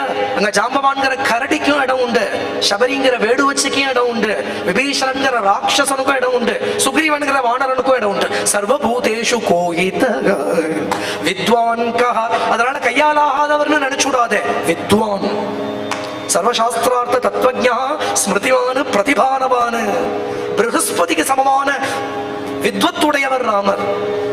ஆனா என்னன்னா வித்வான் கஹா சமர்த்தஸ்ச. அது மட்டும் இல்ல, வித்வத் இருந்தா போராது, சாமர்த்தியம் இருக்கணும், சமர்த்தனம் பண்ண தெரியணும். பெரிய வித்வத் சதஸ் நடக்கிறது, அந்த இடத்துல வாக்கியார்த்த சதஸ் நடக்கிறது அப்படின்னுட்டா ஒரு விஷயத்தை நிர்வாகம் பண்ணி சித்தாந்தம் பண்ணணும்னா அதுக்கு விஷயங்களை சமர்த்தனம் பண்ண தெரியணும். அதனால சமர்த்தா வித்வான் கஹாக சமர்த்தஸ்ச கஷ்டைக பிரிய தரிசன கஷ்ட ஏக பிரிய தரிசனா அப்படி வியாக்கியானம் பண்றா பெரியவாள். இவரை பார்த்துட்டா, அதனாலதான் பெரியவாள்லாம் சொல்லுவா எங்க சுத்தி ரங்கன சேவி அப்படின்னு. அப்படின்னா என்ன அர்த்தம்? நான் நிறைய சுத்திடும், முதலே பார்க்க வேண்டியதெல்லாம் பார்த்துடும், அப்புறம் நம்பெருமாளை வந்து பாரு. ஏன்னா இங்க வந்து விழுந்துட்டேன்னா அப்புறம் இவர் உன்னை வேற இடத்துக்கு விடவே மாட்டார். இங்க வந்து விழுந்துட்டா அப்புறம் உன் தலை திரும்பாது, உன் தலை தூக்காது. அதனால பேசாம எல்லாத்தையும் சுத்தி அடிச்சுட்டு இங்க வந்து ரங்கநாதனை பார் அப்படின்னு சொல்றா இல்லையா. கஷ்ட ஏக பிரிய தரிசனா, இவரை பார்த்தா அப்புறம் பிரியத்தால தரிசனம், தரிசனத்தால பிரியம், இன்னும் பிரியம், இன்னும் தரிசனம், இன்னும் தரிசனம், இன்னும் பிரியம். அப்படிதான் இருந்தும் இருக்கும். நித்தியம் நிரீட்சமானாம் எதபித்வார கோகசாம் நைவ திருப்தியந்திஹி திருஷா. பாகவதம் சொல்றது பார்த்தா பார்த்தா பார்த்துட்டே இருக்கா, இன்னும் அவளுக்கு பார்த்த திருப்தி ஏற்படலையே. தோள் கண்டார் தோளே கண்டார், தொடுகழல் கமலமன்ன தாழ் கண்டார் தாளே கண்டார். கம்பராமாயணத்துல கம்பன் சொன்னா இந்த ரூபத்தை பூர்ணமா பார்த்தவன் யாரு? ஏன்னா தோளை பார்த்தவன் தோளையே பார்த்துட்டு இருக்கான், கண்ணை பார்த்தவன் கண்ணையே பார்த்துட்டு இருக்கான். அதுல இருந்து மெயின்டான அப்புறம் இன்னொரு அவயவத்தை பார்க்கறதுக்கு கஷ்டைக பிரியதர்சன ஆத்மவான் கஹ. இது என்ன என்ன பதம்? அதெல்லாம் ஞானியா இருக்கணும்னு அர்த்தம். ஆத்மவான்னா யாருன்னா ஆத்மாவை தெரிஞ்சவனா இருக்கணும். அந்த சித்தம் போய் ஆத்மால ஒடுங்கி இருக்கணும், அந்த சித்தம் ஆத்மாவை ஸ்பர்ஷிச்சிருக்கணும். அதனாலதான் அயோத்தியா காண்டத்துல பின்னாடி வால்மீகி சொல்லிட்டு வரதே ஆத்மவத்தையா, ஆத்மவத்தாவா இருந்து இத்தனை குணங்களோடு கூடினவனா இருக்கணும். புரியுறதோ? ஞானியா இருந்து இத்தனை குணபரிபூர்ணனா இருக்கணும். அதனால இந்த குணங்களுக்கு எல்லாம் பிரதிஷ்டை அவாவாளுக்கு. இப்ப நம்ம குணங்களுக்கு எல்லாம் எது பிரதிஷ்டைனா அவாவா கர்மா பிரதிஷ்டை. அந்த கர்மால இருந்து தான் வெளிப்படும் பூர்வ வாசனை. அந்த வாசனையால சித்தத்துல இருந்து குணங்கள்லாம் வெளிப்பட்டுட்டே இருக்கும். பகவான் கிட்ட இருந்து வெளிப்படுற குணங்களுக்கு கர்மா இல்ல, பிரதிஷ்டை கிருபை. இத்தனை குணங்களை தரிக்க வேண்டிய அவசியம் என்னன்னா நம்ம மேல இருக்கிற கிருபை. அதனால ஆத்மவத்தையா ஆத்மவான் கஹா, ஞானி ஞானியா இருக்கணும், இவ்வளவு குணங்களோடு கூடினவனா இருக்கணும். ஜித குரோதா அப்படின்னா என்ன அர்த்தம்னா கோபத்தை ஜெயிச்சவன் அர்த்தம். அப்படின்னா கோபப்படாதவன் அர்த்தம் இல்ல. எங்க கோபப்படணுமோ அங்க கோபப்பட தெரியணும், எங்க சாந்தமா இருக்கணுமோ அந்த சாந்தமா இருக்கணும். அந்த கோபம் கூட கிருபையால, அந்த கோபமும் அந்த தேவை. ஸ்தான குரோதான்னு சொல்லுவேன். எங்க கோபப்படணுமோ அங்க கோபப்படணும், அந்த கோபமும் அழகு மகாபுருஷாள்கிட்ட. அது கூட ஆத்ம குணம் தான். ஜிதக்ரோதா த்யுதிமானி. த்யுதினா எது? த்யுதி த்யுதினா பிரகாசம் அர்த்தம், சோப தேஜஸ். அந்த த்யுதி எப்பேற்பட்ட த்யுதினா எல்லாத்தையும் பிரகாசப்படுத்துற த்யுதி. எல்லாத்துக்குள்ளேயும் அவர் அந்தர்யாமியா இருக்காரோ. கேலதி மம ஹிருதயே ஸ்ரீராம, கேலதி மம ஹிருதயே ஸ்ரீராம, கேலதி மம ஹிருதயே ஸ்ரீராம, கேலதி மம ஹிருதயே ஸ்ரீராம, கேலதி மம ஹிருதயே மோகமகார்ணவ தாரணகாரி ராகத்வேஷ முக சுரமாரி, மோகமகார்ணவ தாரணகாரி ராகத்வேஷ முக சுரமாரி, கேலதி மம ஹிருதயே. ஹிருதயத்துல பிரகாசிக்கக்கூடிய அந்தராத்மாவுக்கு ராமன்னு பேர். அந்த ஞானத்தை அடைஞ்ச அந்த ஆத்மாவில கொண்டு சித்தம் ஒடுங்கி எடுத்தானால் எந்த ஒரு பரம சாந்தி வருமோ அந்த சாந்திக்கு சீதைன்னு பேரும். சாந்தி விதேக சுத சகஜாரி நகர அயோத்தியா நகர விஹாரி. ஒரு உபனிஷத் தாத்பரியம். அது அப்படியே கீர்த்தனமா ராமதாபினின்னு ஒரு உபனிஷத். அந்த உபனிஷத்துல இருக்கிற தத்துவத்தை சதாசிவ பிரமேந்திரால் கீர்த்தனமா பாடியிருக்கு. ஹிருதயத்துக்கு தான் அயோத்தின்னு பேர். தகரம்னு ஹிருதயத்துக்கு பேரு. தகர அயோத்தியா நகர விஹார். இந்த ஹிருதயத்துல பரபிரமமாகிய ராமன் சாந்தியோட பரமசாந்தியான சீதையோட கூட விஹரணம் பண்றான். பரமஹம்ச ஹிருதயோத்சவகாரி அப்படின்னு சொல்றான். தியுதிமானு அவருடைய தியுதி தான் எல்லா இடத்துலையும் பிரகாசிக்கிறது. அவருடைய அந்த சைத்தன்ய பிரகாசம், ராம சைத்தன்ய பிரகாசம் தான் எங்கேயும் பிரகாசிக்கிறது. அதனாலதான் எல்லாம் நடக்கிறது, ஓடுறது, ஆடுறது, பாடுறது, சிரிக்கிறது அப்படிங்கிற சர்வமும் அந்த சைத்தன்ய ஸ்புரணத்தால நடக்கிறது. அதனால தியுதிமானு கோ அனசூயக, அனசூயே இல்லை. ஏன் அனசூயை இல்லைன்னா அவருக்கு அந்நியதா ஒண்ணு இல்லவே இல்லையே. அசூயை எங்க வரும்? எனக்கு அங்கதான் இன்னொருத்தர் இருக்கணும், அவரை பார்த்து ஐயோ இவர் இப்படி இருக்காரு அப்படின்னு அசூய வரும். அனசூயக்கான என்ன அர்த்தம்னா தன்னை எல்லாத்திலையும் பார்க்கிறவரா இருக்கிறதுனால, எல்லாத்திலையும் தன்னை பார்க்கிறவரா இருக்கிறதுனால, அப்படி ஒரு பரிபூர்த்தியோட கூட ஜீவிச்சு இருக்கிறதுனாலயே அசூய வரதுக்கு சான்ஸே கிடையாது. சித்தத்தோட பூர்ணத்தை தான் பூர்ணத்தை. புரியுறதோ? பாக்கி எந்த வஸ்துலையும் பூர்ணத்துவம் கிடையவே கிடையாது. தேன தியக்தேன புஞ்சீதாக ஆகிருத கஸ்யஸ்வித் தனம் அப்படின்னு ஈஷாவாசியை எடுப்புல சொல்றது இல்லையா? எதனால சௌக்கியம் வரும்னா சர்வத்தையும் விடு. சர்வத்தையும் எப்படி விடணும்னா நாம ரூபமா எல்லாத்தையும் விடு. இந்த நாமம் இந்த ரூபம், இந்த நாமம் இந்த ரூபம் அப்படிங்கிற பேதத்தை விடு. எல்லாத்தையும் அரவணைச்சுக்கோ, ஈஸ்வரன் அரவணைச்சுக்கோ. அப்போ ஒரு பூர்ணத்துவம் வரும். தியாகத்தாலதான் பூர்ணத்துவம். போக்தா போக்கியம்ங்கிற பாவத்தை விட்டுட்டாலே பூர்ணத்துவம் வந்துடுறது. அந்த இடத்துல அசூயே வராது, நிறைஞ்சு இருக்கும். அதுதான் அனசூயக கஸ்ய பிப்யதி தேவாஸ்ச. அதனால பரவசா சாதுவா இருப்பார், பாவ சோப்படாங்கியா உட்கார்ந்து இருப்பார்னு நினைக்காத. அவருக்கு கோபம் வந்ததுன்னா 3 லோகமும் நடுங்கும். கஸ்ய பிப்யதி தேவாஸ்ச ஜாதரோஷஸ்ய சௌயுகே. இப்படி 16 குணங்களை சொல்லி இந்த மகாபுருஷன் இப்போ நான் போய் பார்த்தா தரிசனம் கொடுப்பாரா? அப்படி ஒரு மகாபுருஷன் இப்ப இருக்காரா? ஒரு குரு 2 தடவை வருவர். 2 தடவை வருவார்னா பிரதானமா ஒருத்தனுடைய வாழ்க்கையில 2 தடவை வருவர். முதல் தடவை அவனை சம்சாரத்துல இருந்து தூக்க வருவர். அப்புறம் என்ன பண்ணுவார்னா அவனை கொண்டு ஒரு 1000 பேரை தூக்கி விடுறதுக்கு வருவர். அவனை அப்படி பண்ணுவார். முதல்ல அவனை உத்தாரணம் பண்ணுவார், அப்புறம் எல்லோரையும் உத்தாரணம் பண்ணும்படியா அவனை பண்றதுக்கு வருவார். இப்ப நாரதர் சொன்னார், அதுக்கு தாண்டா நான் வந்தேன், உன்னை உத்தாரணம் பண்ணினே, இப்ப உன்னை கொண்டு ஆதி காவியம் பண்ண வச்சு அதனால உலகத்தையும் உத்தாரணம் பண்றதுக்கு தான் இப்ப வந்திருக்கேன். நீ கேட்டையே அப்படி ஒரு மகாபுருஷன் இருக்கானான்னு கேட்டையே. இக்ஷ்வாகு வம்ச பிரபவோ ராமோ நாம ஜனீஸ்ருதः நியதாத்மா மகாவீர்யோ த்யுதிமான் த்ருதிமான் வஷீ. நீ கேட்டதெல்லாம் ஒரு 16 குணம், நீ கேட்டது ஸ்வல்பம். நான் சொல்ல போற அந்த மகாபுருஷனுடைய கல்யாண குணங்களுக்கு எல்லையே இல்லை.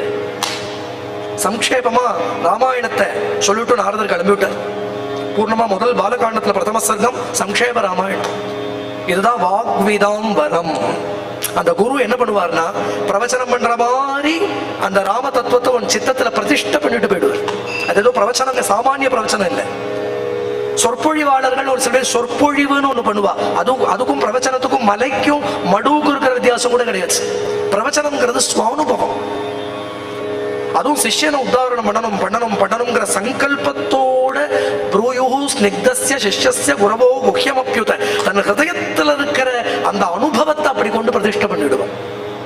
நாரதர் அப்படித்தானே துருவனுடைய ஹதயத்துல பகவானை பிரதிஷ்டை பண்ணிட்டு போறார். அந்த குழந்தை வேற ஒரு தபசும் பண்ணலையே. அந்த குழந்தை பேசாம அந்த ரூபத்துல கொண்டு சித்தத்தை ஒடுக்கிட்டு அந்த சித்தம் கூட குரு கிருபையாலேயே ஒடுங்கிறது.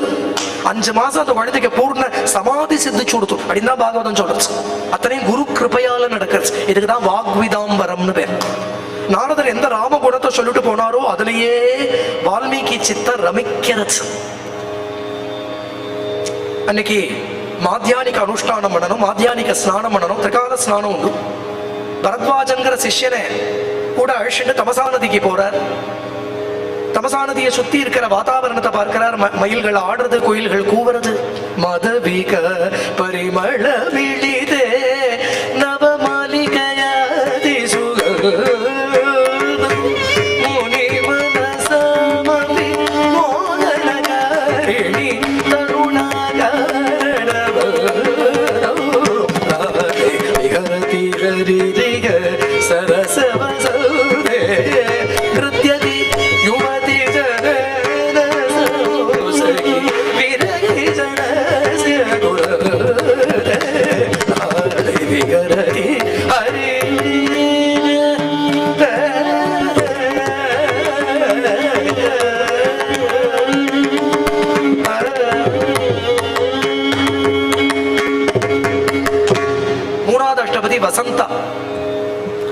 பக்திக்கு ராசிக்கு ரொம்ப முக்கியம்.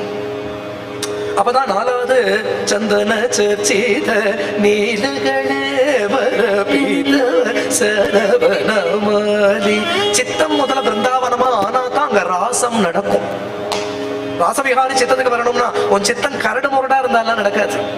அங்க மயில் ஆடணும், குயில் கூவணும் அப்படின்னு மயில் குயில் ஏதோ பிராகிருத புவனத்தை நினைச்சுக்க வேண்டாம். ஒரு பாவனா புவனத்துல மனசு சஞ்சாரம் பண்ணணும். சித்தம் விசுத்த சத்துவமா இருக்கணும். அதுல சுத்த பாவங்கள்லாம் சஞ்சாரம் பண்ணணும். அப்படிப்பட்ட பிருந்தாவனமா அப்படி ஒரு அயோத்தியா சித்தம் ஆச்சானால் அப்புறம் ராம லீலை நடக்கும்ங்க. புரியுறதோ?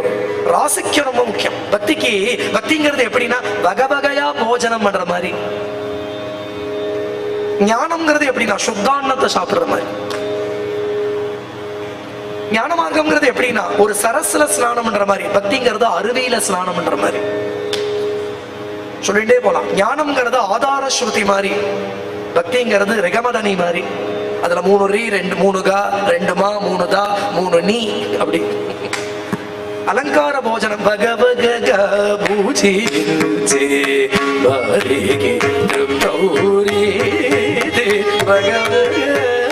பூஜி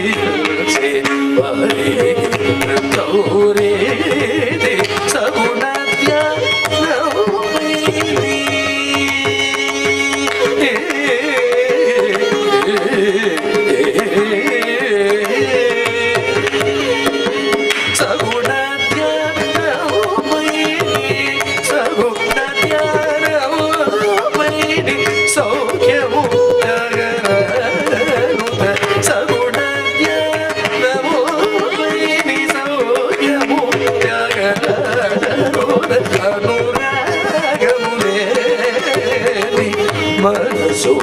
சுஞானமுரனு அனுராகமுலே.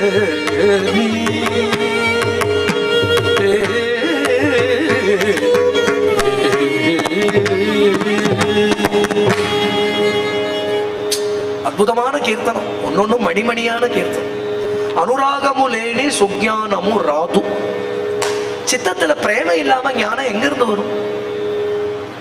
பக்தியை தள்ளிட்டு ஞானத்தை பிடிக்கிறேன்னு ஒருத்தன் போனா ஸ்தூல துஷாவ காதினாம். பிரம்மஸ்துதியில பிரம்மா சொல்றார், ஒரு நெல் பதற ஒருத்தன் குத்திட்டே இருக்கான். அரிசி வரப்போறதோ ஞானம்? நெல் பதர், அதுல அரிசி இல்ல, வெறும் நெல் பதற குத்திட்டே இருக்கான் ஒருத்தன். அரிசி வரப்போறதாக்கும்னு. அரிசி வரப்போறதே கிடையாது. நீ பக்தியை தள்ளிட்டு ஐயா அதெல்லாம் கீழ்ப்படி, நான் நேரம் அத்வைத அனுபவத்துக்கு தான் போவேன் அப்படின்னு ராத்திரி விஷயா படுத்துட்டு காலப்பறம் எழுந்துக்கிறதே நீ அபரோக்ஷ அனுபூதியோட எழுந்துருவியோ? ஞான கந்தம் கூட பிடிப்படாது பக்தி இல்லாம. பக்தி ஞானமும் வேறையே இல்லை. உயர்ந்த பக்தி ஞானம், உயர்ந்த ஞானி பக்தனா இருக்கும். இது பிரிச்சுடவே முடியாது. They are complementary to each other. The highest பக்தி தான் ஞானம். அதனாலதான் ஆச்சாரியால் ஸ்வஸ்வரூபானுசந்தானம் பக்தி நித்திய விதியதே அப்படின்னு சொன்னார். பக்தினா என்னன்னா உன் ஸ்வரூபமா இருக்கிற பகவானிடத்துல ரமிக்கிறது தாண்டா பக்தி. அதேனோ ஞானம் வேற பக்தி வேற, அதை நாங்க ஒரு கட்சி இவா ஒரு கட்சி அப்படிலாம் கிடையவே கிடையாது. அறியாமை அது, அது அறியாமை. எந்த ஆச்சாரியால் பூர்ண நிர்குண நிஷ்டையில உட்கார்ந்துருக்காளோ அவதான் சிவானந்த லகரியும் சௌந்தரிய லகரியும் கொட்டி இருக்கா. இது வேற அது வேற இல்ல. இருந்தா பாடுவாளா? இப்ப யாருகிட்ட பக்த சிரோமணின்னு டைட்டில் வாங்கிக்கிறதுக்கா பாடினா? அதெல்லாம் எப்படி கொட்டியிருக்கா சிவானந்த நகரியில? கொட்டியிருக்கா. ஞானத்தோட வெளிப்பாடுதான் பக்தி, பக்தியோட வெளிப்பாடுதான் ஞானம். இதனை 2 டெர்மினாலஜியா நான் சொல்றேன் தவிர அனுபூதி அவ்வளவுதான், முடிஞ்சு போயிடுச்சு. அதுக்குள்ள எல்லாம் அடங்கிடும். அதனால சித்தத்துல கிரகிக்கணும். அந்த சித்தம் கிரகிச்சாதான் அப்புறம் பூர்ண அகண்டமா ஆகும் அந்த சித்தம். ஞானம்ங்கிறது அகண்டமா இருந்துச்சு, கண்டப்படாம அகண்டமா இருந்துதான் ஞானம். அதுக்கு முதல்ல இந்த கல்லா ஒரு வாசனை இருக்கு இல்லையா, அந்த வாசனை எல்லாம் அப்படி டிசமினேட் ஆகணும். சித்தம் கிரகிக்கணும். அந்த திரவிப்புக்கு பக்தின்னு பேர், அதுக்குதான் பிரேமைன்னு பேர். அதனால தியாகராஜர் சொல்றாரு, பகவக பூஜியின்சே.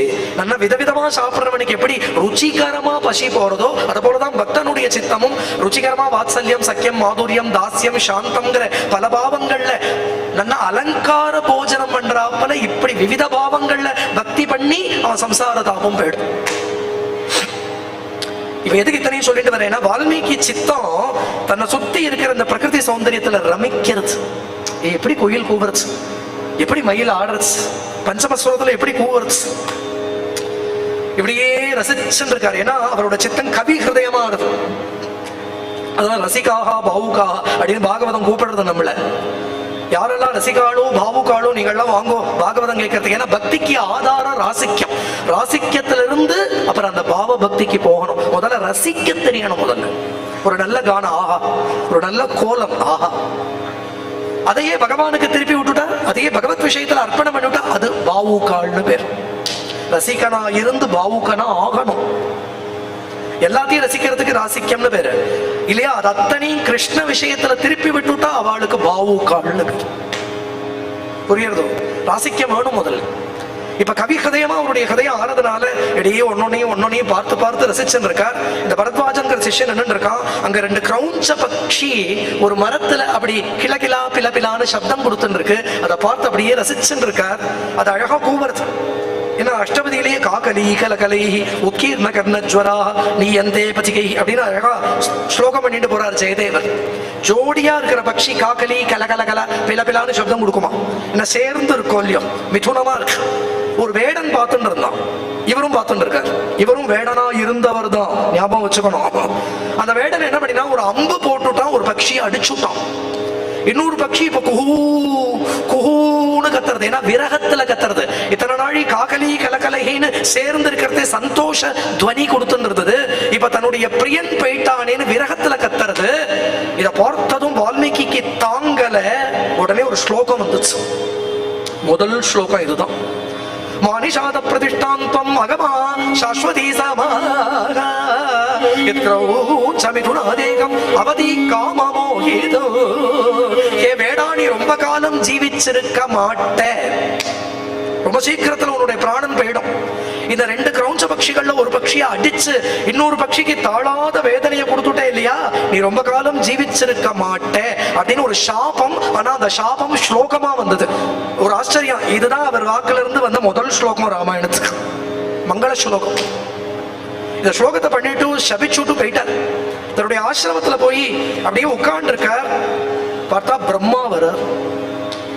பிரம்மா சொல்றார், வால்மீகி ஏதோ ஒரு வேடனை சபிக்கிறதுக்கு உன் வாக்குல ஒரு ஸ்லோகம் வந்ததுன்னு நினைக்காது. அதுவும் அந்த ஸ்லோகம் பர்ஃபெக்டா இருக்கு. ஸ்லோகார்த்தம் ஸ்லோகபாதம் எல்லாம் பர்ஃபெக்டா இருக்கு. அவருக்கு ராம சப்தமே தெரியாது. ராமோ ராமா இல்லையா, ராமஹா ராமோ ராமாக தெரியாது அவருக்கு. அவருக்கு எப்படி இப்படி ஒரு ஸ்லோகம் வந்தது? அவர் எங்கே ஏதாவது யாப்பிலக்கணம் முடிச்சுட்டு வந்தாரா, அலங்காரம் முடிச்சுட்டு வந்தாரா? அவரை தேடி வருது ஸ்லோகம். அப்ப பிரம்மா சொன்னார், இதுதான் நீ பண்ண போற ஆதி காவியத்துக்கு மங்கள ஸ்லோகம். இதுதான் மங்களாச்சரண ஸ்லோகம்.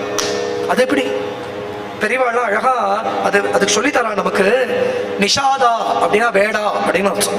மா அகமஹா சாஸ்வதி சமாகா, நீ ரொம்ப காலம் ஜீவிச்சிருக்க மாட்டேன். இந்த மாவை அங்க கொண்டு சேர்த்தா அந்த மாங்கிறது நெகேட்டிங் டேர்ம், நெகட்டிவ் டேர்ம். அது அகமஹா சாஸ்வதி சமாகனா ரொம்ப காலம் ஜீவிச்சிருப்பேன்னு அர்த்தம். மா அகமஹா அப்படின்னு இந்த மாவை அங்க அன்வயம் பண்ணினா, டே நிஷாதா, நீ ரொம்ப காலம் ஜீவிச்சிருக்க மாட்டேன், அல்பாயுசுல போயிடுவேன் அப்படின்னு அர்த்தம். ஏன்னா எத் கிரௌஞ்ச மிதுனாத் ஏகம் அவதீஹி காமமோகிதம். 2 காமமோகிதமா இருக்கிற 2 பட்சிகள்ல ஒரு பட்சியை அடிச்சுட்டே இல்லையா, அதனால மா அகமஹா சாஸ்வதி சமாஹா, நீ ரொம்ப காலம் ஜீவிச்சிருக்க மாட்டேன் அப்படின்னு அர்த்தம். ஆனால் மானிஷாத அதை சேர்த்து அன்வயம் பண்ணிவிட்டா மானா மகாலட்சுமின்னு அர்த்தம். மாதவன் அப்படின்னு அதனாலதானே பகவானுக்கு பேரு. மானிஷாதானா ஸ்ரீனிவாசான்னு அர்த்தம். அகமஹா சாஸ்வதி சமாஹா அப்படின்னா என்னன்னா, பல்லாண்டு பல்லாண்டு பல்லாயிரத்தாண்டு பல கோடி நூறாயிரம் மல்லாண்டு திண்டோள் மணிவண்ணா நீ சேவடி செவித்திருக்காப்பு அப்படின்னு பகவானுக்கு மங்களாசாசனம் பண்றதா அமையிறது. எப்படி அப்படின்னு எத் கிரௌஞ்ச மிதுனாத். கிரௌஞ்ச மிதுனம்னா ராட்சச மிதுனம்னு ஒரு அர்த்தம். ராட்சச மிதுனம் யாரு? ராவணன் மண்டோதரி. அதுல ராவணங்கிற கிரௌஞ்சத்தை அவதீஹி அடிச்சு, அதுவும் காமமோகிதனா இருக்கிற அந்த ராவணனை அடிச்சு, அதனால என்னைக்கும் சாஸ்வதமான கீர்த்தி உடையவனா நீ ஆவே அப்படின்னு மங்களாச்சரண மங்களாசாசன ஸ்லோகமா அமையிறது அப்படின்னு பெரியவாள்லாம் எடுத்து காண்பிக்கிறான். இது ராமஸ்ய சரிதம் கிருஷ்ணம் குருத்தம் ரிஷி சத்தமா. பிரம்மா சொல்றார், முதல்ல என் பிள்ளை வந்தா உன்னை பாக்குறதுக்கு, சித்தைக்கு முன்னாடி என்னுடைய பத்னி உன்னுடைய நாக்குல பிரவேசிச்சுட்டா. மச்சந்தா தேவதே பிரம்மன்னு பிரவர்த்தேயம் சரஸ்வதி, உன்னுடைய நாக்குல சரஸ்வதியே பிரவகிச்சுட்டா. அதனால அதுதான் அந்த ஸ்லோகம் வந்தது. சரி, குடும்பமே வந்துடுத்தே, நானும் வராம இருந்தா நன்னா இருக்காதே, நானும் வந்துட்டேன். நீ பண்ணக்கூடிய ராமகாவியம் எத்தனை காலம் லோகத்துல இருக்க போறதோ, எத்தனை காலம் லோகத்துல இருக்க போறதுன்னா, எத்தனை காலம் லோகத்துல மலைகள் இருக்க போறதோ, நதிகள் இருக்க போறதோ, சூரிய சந்திரால் எத்தனை நாள் இருக்க போறாளோ அத்தனை நாள் தாவத் ராமாயண கதா லோகேஷு பிரச்சரிஷ்யதி. அத்தனை காலம் லோகத்துல ராமாயணம் இருக்கும். எத்தனை காலம் லோகத்துல ராமாயணம் இருக்கோ உன்னுடைய பிராரப்தம் முடிஞ்சு நீ பிரம்மலோகம் வந்துடும். லோகத்துல ராமாயணம் இருக்கிறவங்க நீ பிரம்மலோகத்துல என்னோட வாசம் பண்ணின்று, என்னுடைய காலமும் முடிஞ்சு நான் பகவான் கிட்ட போறது, என்னோட நீயும் வந்து கிரமமுக்திக்கு வந்துடு அப்படின்னு ரொம்ப ஆச்சரியமா இங்க வால்மீகிக்கு அனுகிரகம் பண்றார். அதனால ராமாயண சரித்திரத்தை பண்ணு. இன்னொன்னு, நதேவாகன்றதே காவ்யே காஷ்சிதத்ர பவிஷ்யதி. நீ ராமாயணம் பண்ண போறியே, நீ உட்கார்ந்து எழுத ஆரம்பி. அந்த சரித்திரமோ, அதுல இருக்கிற ரகசியங்களோ, அதுல இருக்கிற சூக்ஷ்மங்களோ, அத்தனை சம்பவங்களும் உங்ககிட்ட இருந்து வரும். இப்ப ராமர் கிட்ட போய் ஒரு பயோகிராபி எல்லாம் எழுதுவோம், ஆட்டோபயோகிராபி எழுதோ இல்ல பயோகிராபி எழுதுறதோ, நீங்க என்ன பண்ணினேள், அன்னைக்கு எப்படி போனேள், அன்னைக்கு எப்படி தியாகம் பண்ணினேள், அன்னைக்கு எப்படி வனத்துக்கு போனேள், அன்னைக்கு அந்த விராதம் வந்தப்ப எப்படி இருந்தது அப்படின்னு அவர்கிட்ட கேட்டா எழுதினார். இதெல்லாம் யோகத்திலிருந்து எழுதுறார். இததான் நாரதரும் இதே விஷயத்தை நாரதர் வியாசர் கிட்ட சொல்றார். சமாதினானுஸ்மர தத் விசேஷ்டிதம். பாகவதத்துல வியாசரை பார்த்து பாகவதம் பண்ணுங்கோ அப்படின்னு நாரதர் பிரேரணை பண்றது. வியாசரை பார்த்து என்ன சொல்றாருன்னா, உங்க சமாதியில இருந்து அந்த கிரந்தத்தை கொண்டு வாங்கோ. சமாதினா சித்தம் பகவான்கிட்ட போய் ஒடுங்கிறது சமாதி. அப்ப உள்ள எது சத்தியமா பிரகாசிக்கிறதோ அந்த சத்தியத்திலிருந்தே வெளிவரதுதான் இந்த கிரந்தங்கள். இதெல்லாம் பாக்குறதுக்கு சமஸ்கிருதம் போல இருக்கே தவிர இதெல்லாம் சமாதி பாஷை, துரியத்திலிருந்து வந்தது. இந்த புத்தி மனசு அப்படிங்கிற எந்த இன்டர்வென்ஷனும் இல்லாமல் வேற எந்த கோஷத்திலிருந்து வெளிப்படல. ஒரு சில பேருக்கு மனோமயமான கோஷத்திலிருந்து வெளிப்படும், ஒரு சில பேருக்கு பிராணமயமான கோஷத்திலிருந்து வெளிப்படும். இவாளுக்கெல்லாம் ஹிருதயத்திலிருந்து வெளிப்படுறது. அதனாலதான் இந்த கிரந்தங்கள்லாம் யுகங்களை தாண்டி நிக்கிறது. ஆச்சரியமா ராமாயணத்தை ரச்சனம் பண்ற. ராம கதா சுதா ரசப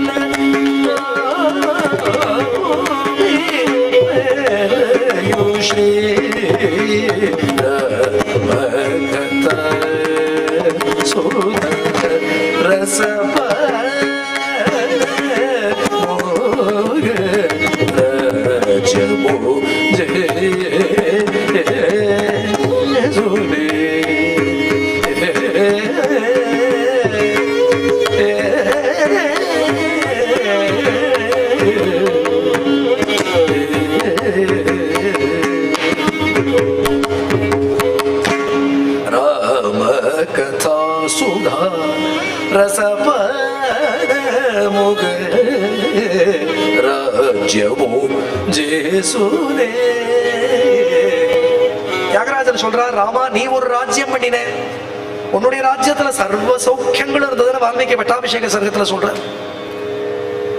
நித்திய புஷ்பாகா நித்திய பலாகா, எல்லா புஷ்பங்கள்லாம் புஷ்பிச்சது, அவ்வளவு பழங்கள் இருந்தது, ருத்துக்கள்ல எல்லா சோபையும் இருந்தது, விதவைகளே இல்லாம இருந்தா, அகால மிருத்யுலாம் இல்லாமல் இருந்தது, எல்லா சௌமங்கல்யத்தோட சௌபராத்திரகத்தோட எல்லாம் நல்லா இருந்தான்னு சொல்ல. உன் ராஜ்யத்துல அப்படி சௌக்கியம் இருந்ததுங்கிறது விஷயம் இல்ல, உன்னுடைய கதையே ஒரு ராஜ்யம் பண்றது. இப்போ ராம கதா சுதா, அதுவும் சாமானிய கதை இல்ல, அமிர்தம்ங்கிறார். சுதானா அமிர்தம், உன்னுடைய கதையே ஒரு அமிர்தம். அந்த அமிர்தத்தை பானம் பண்ணினா இனி ஜனன மரணம்ங்கிற இனி ஒரு பிரமணம் வராத ஒருத்தனுக்கு சம்சாரத்துல. அப்படிப்பட்ட ஒரு சுதா, அது ஒரு ராஜ்யம் பண்றது. ராஜ்யமோ ஜே சூலே. இப்படி ஆச்சரியமா வால்மீகி எழுத உட்கார்ந்தார். ததுபகத சமாச சந்தியோகம் சம மதுரோபன தார்த்த வாக்கியபத்தம் ரகுவர சரிதம் முனி பிரணீதம் தசசிரசவதம் தானே பதங்கள்லாம் தேடி தேடி வரச்சு. அதுக்கு என்ன காரணம்னா அந்த பதங்கள்லாம் நினைக்கிறதா ராமகதைக்கு பிரயோஜனப்படாமல் வேற எதுக்கு நம்ம பிரயோஜனப்படணும்? சித்திரபதம் ஹரேர் யசோ ஜெகத் பவித்ரம் பிரகிருணீத கிரகிச்சித். எந்த ஒரு பதம் ஹரிகுணத்தை வர்ணிக்கிறதுக்கு பிரயோஜனப்படலையோ அந்த பதம் இருந்துதான் என்ன? ஏதேதோ சித்திர பதங்களால ஏதேதோ ராகபாவங்களால இல்லையா ஏதேதோ சாகித்யங்களால யாரையோ வர்ணிக்கிறதுல என்ன பிரயோஜனம் இருக்கு? பிரதிஸ்லோகம் அபத்தவத்யபி ராமான்யனந்தஸ்ய யசோங்கிதானியத் ஸ்ருண்வந்தி காயந்தி கிருணந்தி சாதவா. இல்லையா பிரதிஸ்லோகம் அபத்தமா இருந்தா கூட ஹரிகுணம் அதுல வந்ததானால் சாதுக்கள் அதுல சந்தோஷப்படுவா. அதனால அந்த பதங்கள்லாம் நினைச்சுதான் நம்ம ராமகுணத்தை வர்ணிக்கிறதுக்கு பிரயோஜனப்படணுமே அப்படின்னு அந்த பதங்கள்லாம் வால்மீகியை தேடி ஓடி வந்தது. இதுதான் அனுகிரகத்துல வந்து. இப்படிதான் தியாகராஜருக்கும் நாரத கிருபையால எதி விஸ்ரம சத்பக்தி விரதி திராட்சாரச நவரசயுத கிருதிச்சேன்னு எப்படி தியாகராஜருக்கு நாரத கிருபையால அப்படி புங்கானு புங்க கீர்த்தனங்கள் கிரகிச்சதோ அத போல வால்மீகிக்கும் ததுபகத சமாச சந்தியோகம் சமமதுரோபனதார்த்த வாக்கியபத்தம்னு இங்க நாரத கிருபையால இப்படி ஆச்சரியமாக ராமாயண ஸ்லோகங்கள் இப்படி தாரா பிரவாகமா பிரவகிக்கிறது. அப்படிங்கிறதோட இன்னைக்கு இந்த ராமாயணம் ஜனனம் அப்படிங்கிறதோட இன்னைக்கு ராமாயண ஜனனம் ராம ஜனனத்துல இருந்து ஆரம்பிச்சு மேல விஷயங்களை நாளைக்கு பார்த்துட்டு போவோம்.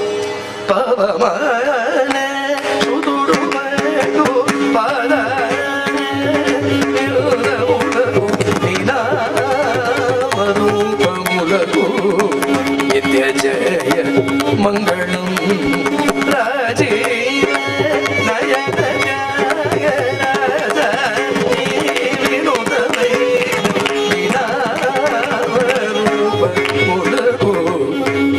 शोभ मंगलम मंगलम कौसलेन्द्राय महनीय गुणाय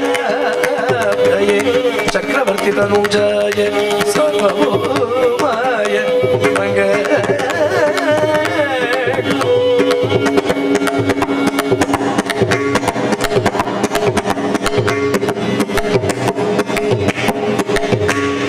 जानकी कांत स्मरणम जय जय राम राम. सद्गुरु महाराज की जय. आंजनेय स्वामी जय. राम राम राम राम राम राम राम राम राम राम राम.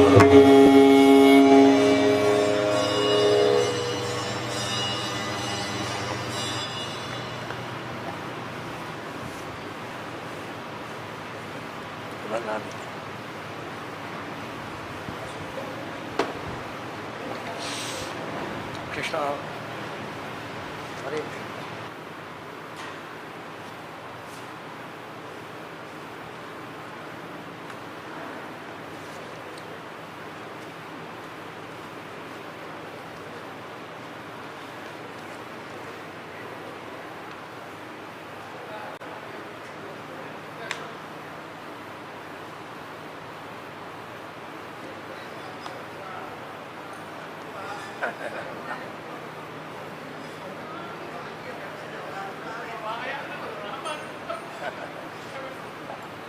गुरु कृपा बेटे.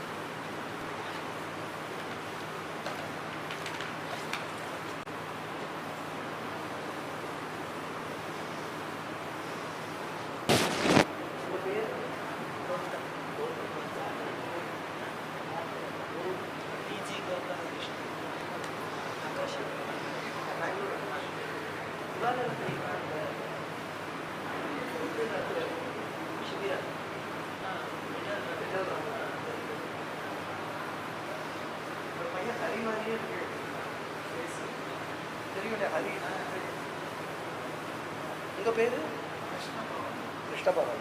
இங்கே தான் இருக்கீங்களா? Ravikumar full time musician? இல்லை, சாஃப்ட்வேர் இன்ஜினியர். ஓ, ஸ்ருதி பாக்ஸ் உங்களோட தான்? நாளைக்கு எடுத்து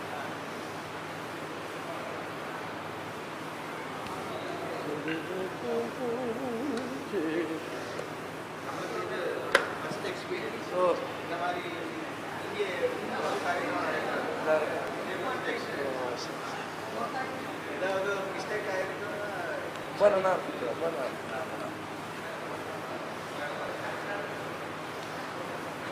ராமராம்